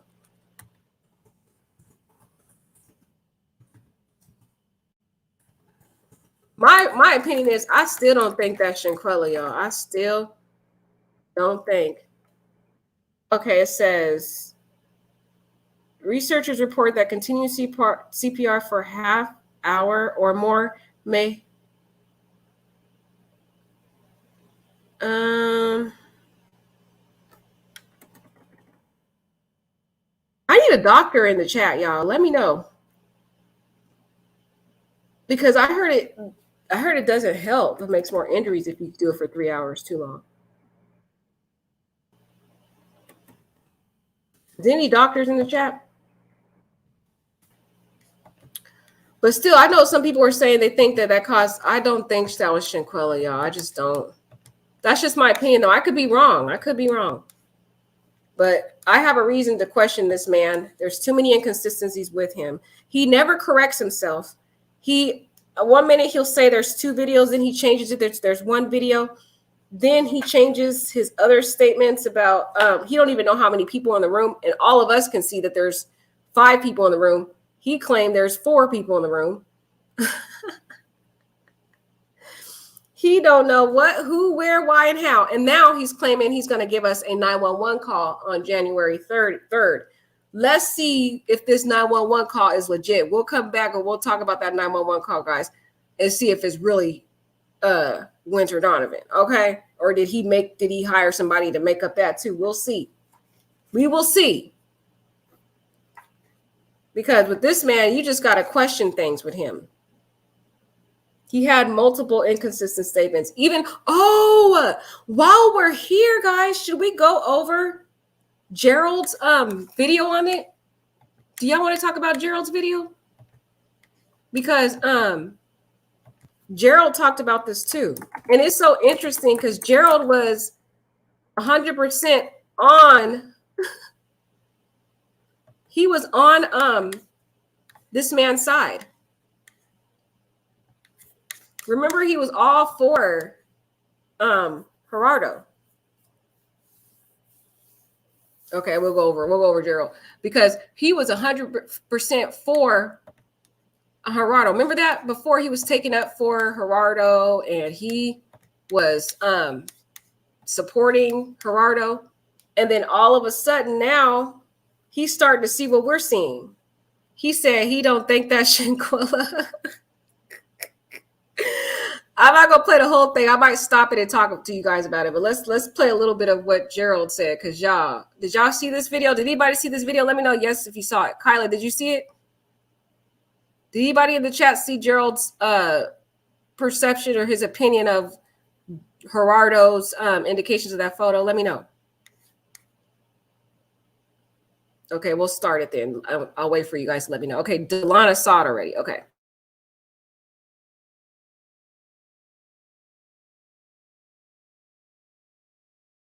Hello, everybody. Good morning. Good morning. Let me see. Good morning. Good morning, y'all. Hey, good morning. Good morning, y'all. Listen, I just wanted to come on just about 10 minutes because I wanted to talk to y'all. Good morning. I wanted to talk to y'all just for a minute. It is a beautiful day. It's a beautiful day. Such a beautiful day. Such a beautiful day. Such a beautiful day. Hey, y'all. Listen, I want to talk to y'all because, listen, I said I was going to go at 11:30. So I'm here. Listen, I wanted to come on because I really want to say there are some gullible, gullible, gullible, gullible, gullible, gullible, gullible people on the internet. Now, I don't know if y'all saw the fight video of Shanquella Robinson. Well, the assault video, her being assaulted. Let's change that. And I don't know if y'all seen pictures of Shanquella Robinson. Now, Mr. Gerardo Zuniga posted a photo for doing a live stream yesterday, and he said it was Shanquella Robinson. I don't believe that's Shanquella. And the reason why I don't believe that's Shanquella is because once a person is dead, once a person dies, their body don't start bloating and swelling until 3 to 5 days after their death. Okay, you can look that up. You know, medical experts have said it. It's all over. You can look that up. And whoever this woman is big. That's not no Shanquella. Another thing. Right, that's what I said. And I did look it up for you guys, that it does take 3 to 5 days to swell up. Now, some people say, well, they're in Mexico. The weather's hotter, might be faster. Y'all, it is not going to speed up from 3 to 5 days to a couple of hours. And they were in a villa, inside a villa, different conditions. They probably had the AC going on. It was cooler inside the villa. It wasn't like it was the outside temperatures inside that villa. So I don't think scientifically, I don't think the bloating would have sped up that fast. I'm having a hard time. And even if you look at the photo, she looks a little lighter on her stomach area.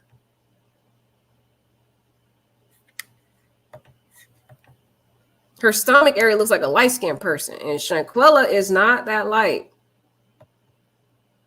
I don't know. I don't know, guys. I don't know. The source. But what I thought was interesting about Gerald's statement is the huge turnaround. The first Gerald was 100% supporting this guy, talking about y'all YouTubers out here were over here claiming there was an arrest a week before Gerardo came and la. And now I'm like, what changed? What changed? I think he started to see the reality that this man is a scam. I'm like, even he can no longer defend this man because he's starting to see the reality that this dude is a complete scam, and he over here trying to make money off of people. But I really liked what he had to say. I'm sorry I had to stop it, y'all. But I really liked what he had to say. That's why I want to play it for you guys, because I feel like he did hit on some stuff, and he confirmed what I just said, that the body does not start bloating until 3 to 5 days after. There's different stages to decomposition. 3 to 5 days after, the body starts to bloat. And then 8 to 10 days after, the body turns from green to red and all the other stuff that goes on with that. So there's no way, even if her body was, had been passed out, she'd been gone for a couple hours, which is what I think. We would have saw rigor mortis where her body stiffens, but I don't think we would have started seeing the bloating yet. That's just, I'm with Gerald on this. I really like what he had to say, but let's keep going. The dad said that when he saw Shanquella, she was in some pajamas, plaid pajamas, if I can remember. Don't quote me on that, but I know it was pajamas. Those are not pajamas. So you trying to say they transfer her from the house in that? And then when she got to the hospital, when she got to the funeral home, that was some pajamas. Y'all, I'm gonna tell y'all this. Right. That's another point he points out in this video, is that, and I do remember that interview, guys. You'll have to go on NCB and you got to scroll down to the father's interview. He did talk about, getting the box and opening it up and seeing that she had he talked about what she had on. He described it and he said it was pajamas. I do remember that. I don't remember him saying plaid, but I do recall the father talking about her being dressed in pajamas. I remember that. Y'all have to let me know if y'all remember that. So some people keep saying, oh, they might have cut the body. Guys, they cut the clothes off and did all that. Guys, I highly doubt that these the medical physicians did that in this case. They look like they already committed all kind of forms of malpractice as it was. So I have a huge amount of doubt that they followed procedure that we would see properly done in the US of A. I'm just saying. I don't think they would have did that. And we know that Khalil brought back all of Shanquella's clothes and stuff. So I think they might have initially put her in pajamas. The only person that could really confirm this, I really hope somehow Nazir comes out with some type of tweet or Instagram or something, because he would know. He claimed up and down he was rubbing her head and all this lies. Okay, he would know. He's the only one that probably can look at this and be like, this is fake, you know. But this is another thing that Gerald brings out, is he reminds us about the pajamas that Shanquella was wearing. I highly doubt that these physicians or whatever who was involved in this follow procedure and cut the clothes off like they normally do. I doubt that, guys. I just doubt it. And it looks like they were trying to cover up what happened in this whole situation. So I don't think they even thought to ask for extra clothes. They didn't think about that. They put her in the back of the ambulance or whatever they had, and they shipped her off to the morgue. That's what they did. So in my opinion, I think she would have had on what she would have had on. Okay, that's my opinion of this. It doesn't seem like they really followed much of procedure as it is. So I'm with Gerald on this part of it. But anyways, let's keep going because I really like what he has to say. I don't believe that Shanquella, whoever the person is too big, and we don't know if that's Shanquella or not because we can't see the face. And then for Mr. Gerardo to say he has not turned the photo over to the authorities yet, why are you showing us, sir? You was doing nothing but trying to get money. All of a sudden, all of a sudden is I got a YouTube, Cash App, Patreon. You got a whole Patreon for the Shanquella case? Sir, you ain't doing nothing but trying to get paid. You ain't doing nothing but trying to make money. So what y'all doing is you coming up with every story you could. And that's true, guys. When he first started out, when Gerardo first started out, he didn't ask for any money. He didn't even know how to use StreamYard. That's the program. People are thinking that he got taught by one of the bigger YouTubers out there, but he didn't know how to use StreamYard. He didn't have a YouTube channel. All of a sudden, he got a YouTube channel. He got 2 YouTube channels, by the way. He has one under his name and one under the Metropolomix. Then, you guys, if you go to his website, he has an entire folder set up just for Shanquella alone. And you have to wonder, why is this man investing so much in the Shanquella case? In Mexico, number one, they don't even really value the lives of women as it is, okay? Their own women. So why all of a sudden does this journalist care about this Black woman when he doesn't even care about his own women? He literally was sued for political gender violence against his own women in his country, and lost that lawsuit too, because he had to take classes for it. So why all of a sudden, you have to ask yourself, why all of a sudden does he care about this Black woman? Okay, it doesn't make sense. He's got a Patreon for Shanquella. This is all for Shanquella. He never had this stuff before Shanquella. Got 2 YouTube channels. He's charging y'all $50 a month. I'm not paying no $50. That's a regular bill. Shoot. That's some gas money right there. Shoot. Okay. Anywho, he over here got a whole folder that he devotes to just Shanquella on his website. This man has literally set up a money grabber for Shanquella. Okay. The picture don't even look like Shanquella. The girl in the picture in the stomach area looked light-skinned. I'm just saying.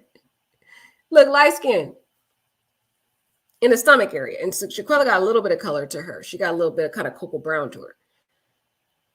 But let's keep going, because Gerald, I feel like Gerald went in. To come up with, there's no subpoenas have been sent. Nobody's in custody. First of all, why would they send subpoenas and not charges? Then you tell me in my interview that that they were investigating anyone who was accomplices or anyone falsifying. So why would they be subpoenaed to testify? You should have been writing that warrants was sent for them as well, for lying, for fleeing. It just seems, I don't know. Listen, y'all, I don't believe that Shanquella. You know, I don't think anybody that knows Shanquella thinks that Shanquella, we can't even see the face. I just really think this man is using this girl's case to line his pockets, and I think he's getting help from that lead attorney guy. Because when I did an interview with with when I did an interview with what's his name? And you know, he does make a good point. Okay, now I get it, guys. On YouTube, you can't post certain graphic things on YouTube. So posting the face with the body laying out, YouTube's not going to let that happen, right? But he has a Facebook, and he could have said, "Hey, I can't post the." First of all, the way it's done is wrong. You should have, like Gerald said, you should have first reached out to the parents, asked them, "Hey, here's all the photos first. Send it to them first. Say, would you like me to release this on my platform?" And then if they gave him their approval, then he should have did it. That's the first proper thing he should have did. And he should have given us all to the authorities before he even released it. Number two. Well, number one, give it to the authorities. Number two, give it to the parents. Then release it. Then once he got those two approvals, then he could have did the partial picture on his YouTube like he did. And then on his Facebook, because you know Facebook is not as strict, I guess, he could have showed the full photo so that they can really authenticate that it's really her. Because notice how when Gerald released the video of Shanquella in the fight, he went to the parents first. He talked to the parents. The parents said they approved him to release it. And on his platform, you could see Shanquella's, at least the side of her or somewhat of her face, a little bit into it. But you can at least try to decipher if it's her. You know what I mean? And he put it on his Facebook. With this man, it seemed like he did everything he could to cover the whole top part. It's like, and I get for YouTube purposes, yes, you would do that. But if you have a whole Patreon, when your Patreon show the full photo, maybe you could say, here's the partial video, and then on my Patreon, you can see the full thing, or here's on Facebook. But, and another thing, you have to ask yourself, why is he charging for it?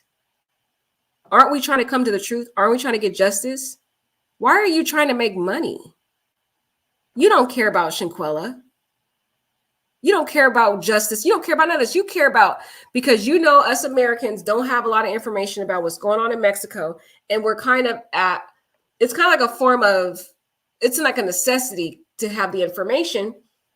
And he knows that because no other outlets really care about a Black American. You don't see any of the other, there's tons of journalists in Mexico. And I know this because when I went over Gerardo and his background, there was a long list of journalists that were also sued by that woman, not just Gerardo. Gerardo was one of many journalists. So there's several different journalists in Mexico, and none of them are covering this case. Why do you have to ask? Because they don't care about a Black American. They just don't care. Why does Gerardo care so much when all these other journalists aren't really covering the case like that? Because it's going to line his pockets. All these Americans are desperate for information. We don't know what's going on. So he's using this. He's exploiting this poor soul. He's exploiting her at the expense of the family, because the family are going through severe emotional depression, emotional distress, because these lies are affecting them. They had to see the lie about the arrest, getting their hopes up for no reason. And they are the ones that are suffering behind the lie. They have to see this fake picture of their daughter floating around now, and they're suffering because of this. And so the family is suffering because of these lies that he's divulging, and he's making money off of it at their own expense, at their own pain. These people, the family members are suffering while he's lining his pockets up, and people are actually paying for it. But anyways, let's keep going. With Gerardo, he didn't know anything about StreamYard. He didn't really know how to use StreamYard or any of that. And I remember him saying that the lead attorney had been trying to show him how to use it. And I think the lead attorney has really shown him how to use it or what have you. And the truth of the matter is, if you are a journalist or you're an investigative journalist and you are an investigative blogger or whatever, you're about truth Why are you trying to charge people to come on Patreon for this case and give them exclusive content? I haven't charged nobody anything for exclusive comment. I don't even beg for donation. I don't ask nobody for money. It's up there if you want to support. That's on you. But you spent 25 minutes pushing donate here, all of this. Like, I'm just so confused. I'm just so really confused. Let me tell y'all something.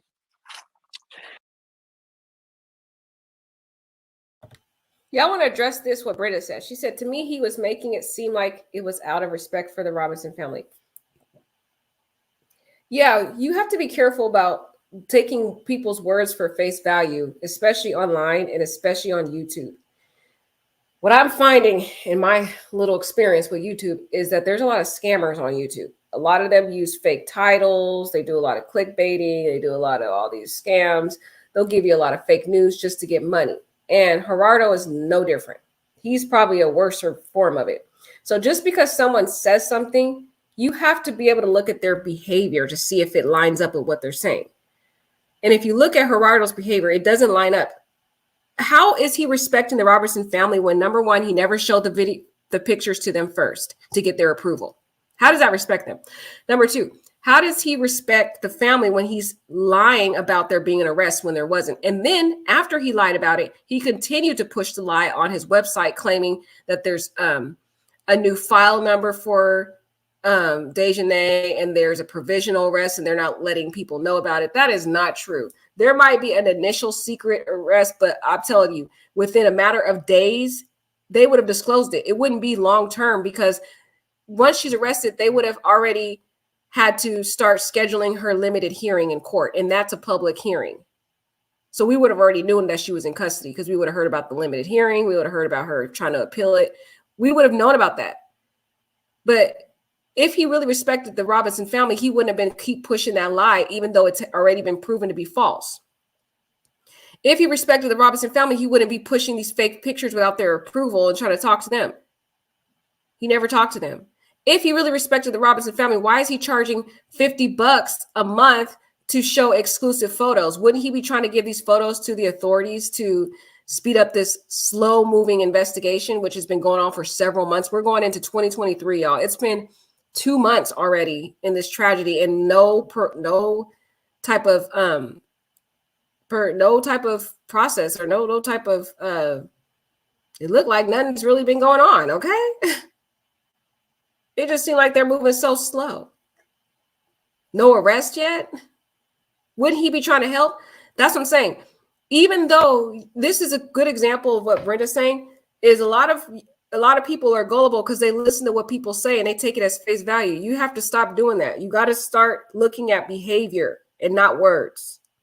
If the words don't match the behavior, they're lying to you. And I'm trying to tell y'all this because I care about my subscribers and I get so worried when I be on different YouTubes and I'm like, man, these people are so gullible. It seemed like any YouTube they're on, they just immediately agree with everything the YouTuber says. I'm like, y'all need to still use your own independent knowledge and your own independent analysis of stuff. If you agree with it on your own because you did your own analysis, that's fine. But if you just automatically just agree with everything everybody says, you're going to be falling prey and you're going to get scammed a lot. Okay. And that's kind of scary out here. Just because you like somebody doesn't mean they're legit. Okay. I'm just saying. That's why I always ask you guys, let me know what your opinion is. All I ask is just be polite. That's all I'm saying. If you have a different opinion of me, I don't care. Just be nice about it. We could be nice adults and we could talk with kindness. That's why my whole banner says litigate your case with dignity and grace. What that means is state your opinion, but just be kind about it. That's it. That's all I say. But I love talking to y'all because I want to hear your own independent thoughts on it.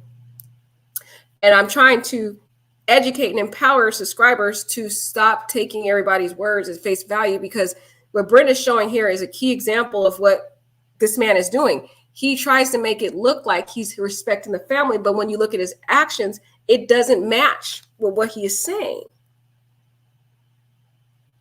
And that's how you could be able to tell a scam, by looking at their behavior.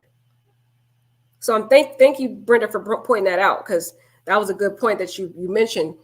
it's a good way to stop and do a teaching discussion on that, because I really want you guys to really be careful, because a lot of y'all out here are very vulnerable. You care about Shanquella as much as I do, and you're going to set yourself up to be victimized, because people know how much people care about this case, even other cases out there, and they will use that passion that you have to take advantage of your pockets, okay?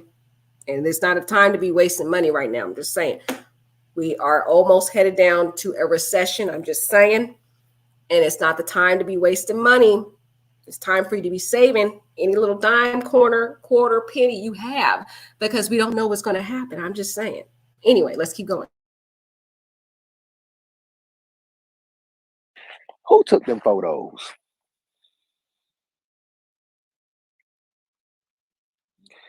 Who took them photos? Who took the photo? Anybody. I can go hire 2 Mexicans. I can go to Home Depot and hire 2 Mexicans and put their ass in a Mexican or a goddamn American Red Cross paramedic. Anybody can make that. I get my designer to make that and put that on them and have somebody looking like a nurse.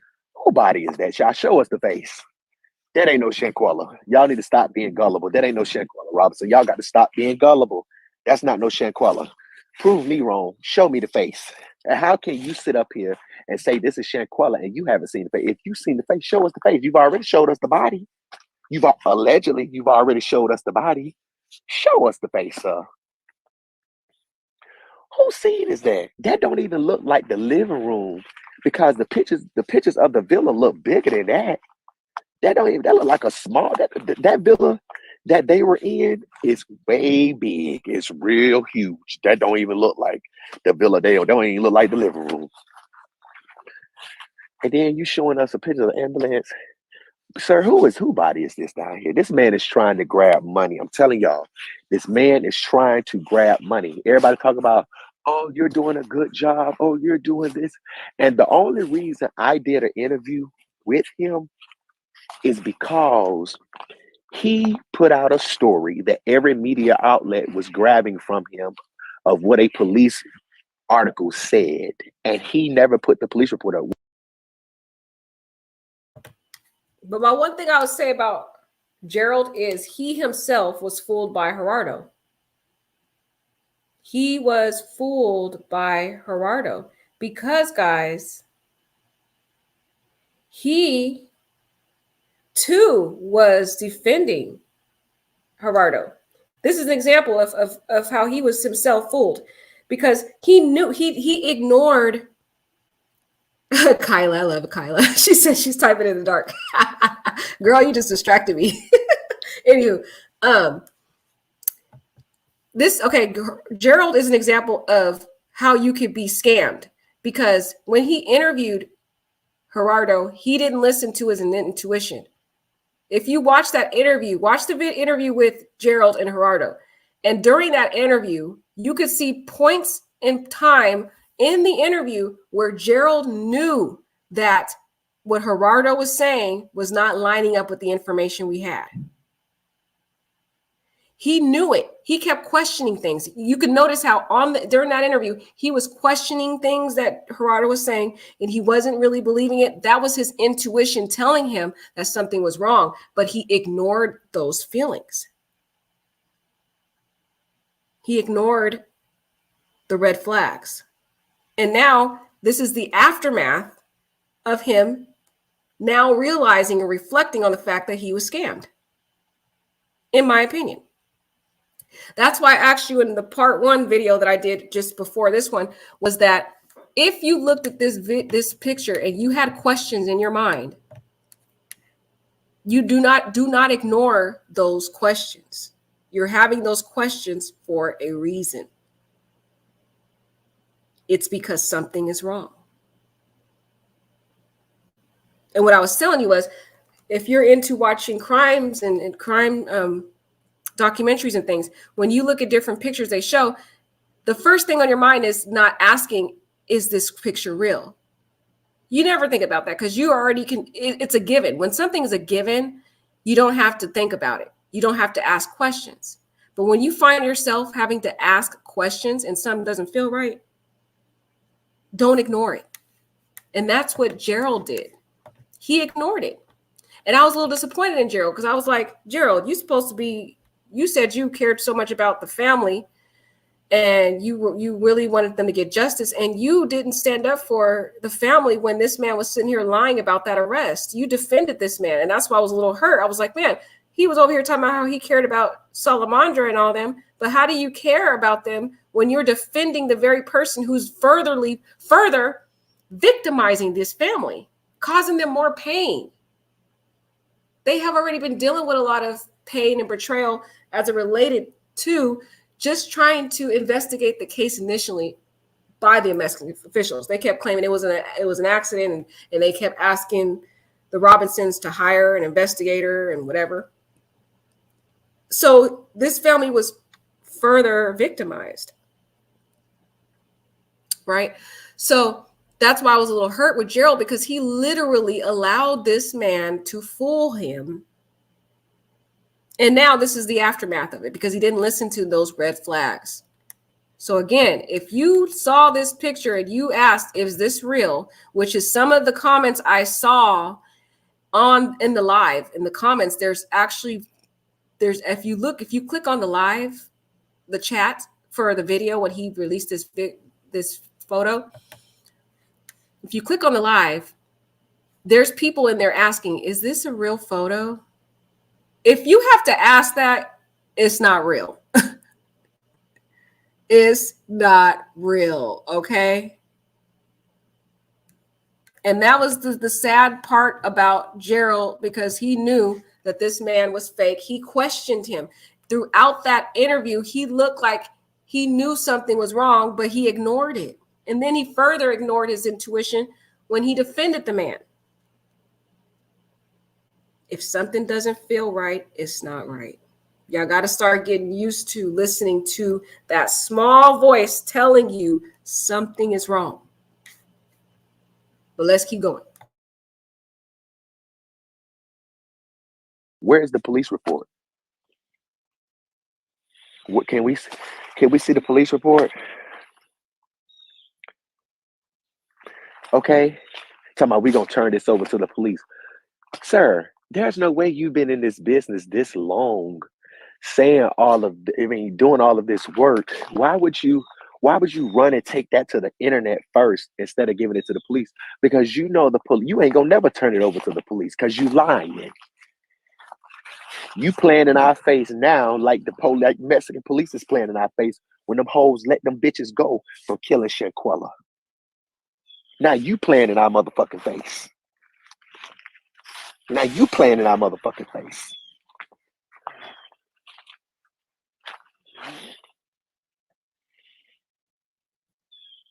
You spent 25 minutes telling people how to donate to you. I told y'all, this man asked me before I get on your live, can you put up there for people to donate? And I told the translator, I told Gabriella, and she'll tell you that. I said, Gabriella, tell him that I'm not paying him to do no interview. Either he want to do it in the eyes of justice or not. Wow, guys, that's some tea right there. When he said before Gerardo went to the interview, he asked Gerald, can you put on your live to donate? That is a clue where his motive is coming from. It's not because he has a respect for Shanquella's family. He doesn't care about Shanquella, guys. If he cared about Shanquella, he wouldn't have released that picture. If he really cared about her. If he cared about Shanquella, he would have talked to the family first. If he cared about Shanquella, he wouldn't be lying about an arrest just to be the first person to report on some fake news to get credit. This is all it's about. When you listen to his live, all he talked about was all the major outlets were citing me as the person who gave them the police report. He just wants credit. This man is an over egotistical man who is trying to fill his pockets up. And you know why? He's really trying to make money, in my opinion. It's just my opinion. It's because he lost that lawsuit with that woman. and he's got to pay. He was sanctioned by the court. He was fined by the court. I don't know how much the court fined him, but he has to pay that money, which is why he just hit the lottery because of this tragedy, because everybody wants to know about this case of this American. We don't know what's going on in Mexico. We don't have much resources. We don't have any resources in Mexico. He's literally the only journalist reporting on this, so he found a way to make some money. But the fact that Gerald said, well, before he got on his platform, he asked to put up a request for donations, guys, this is where the motive is coming from.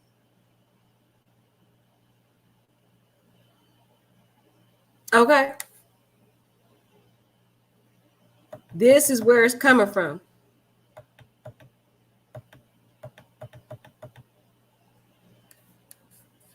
All right, so let's go back.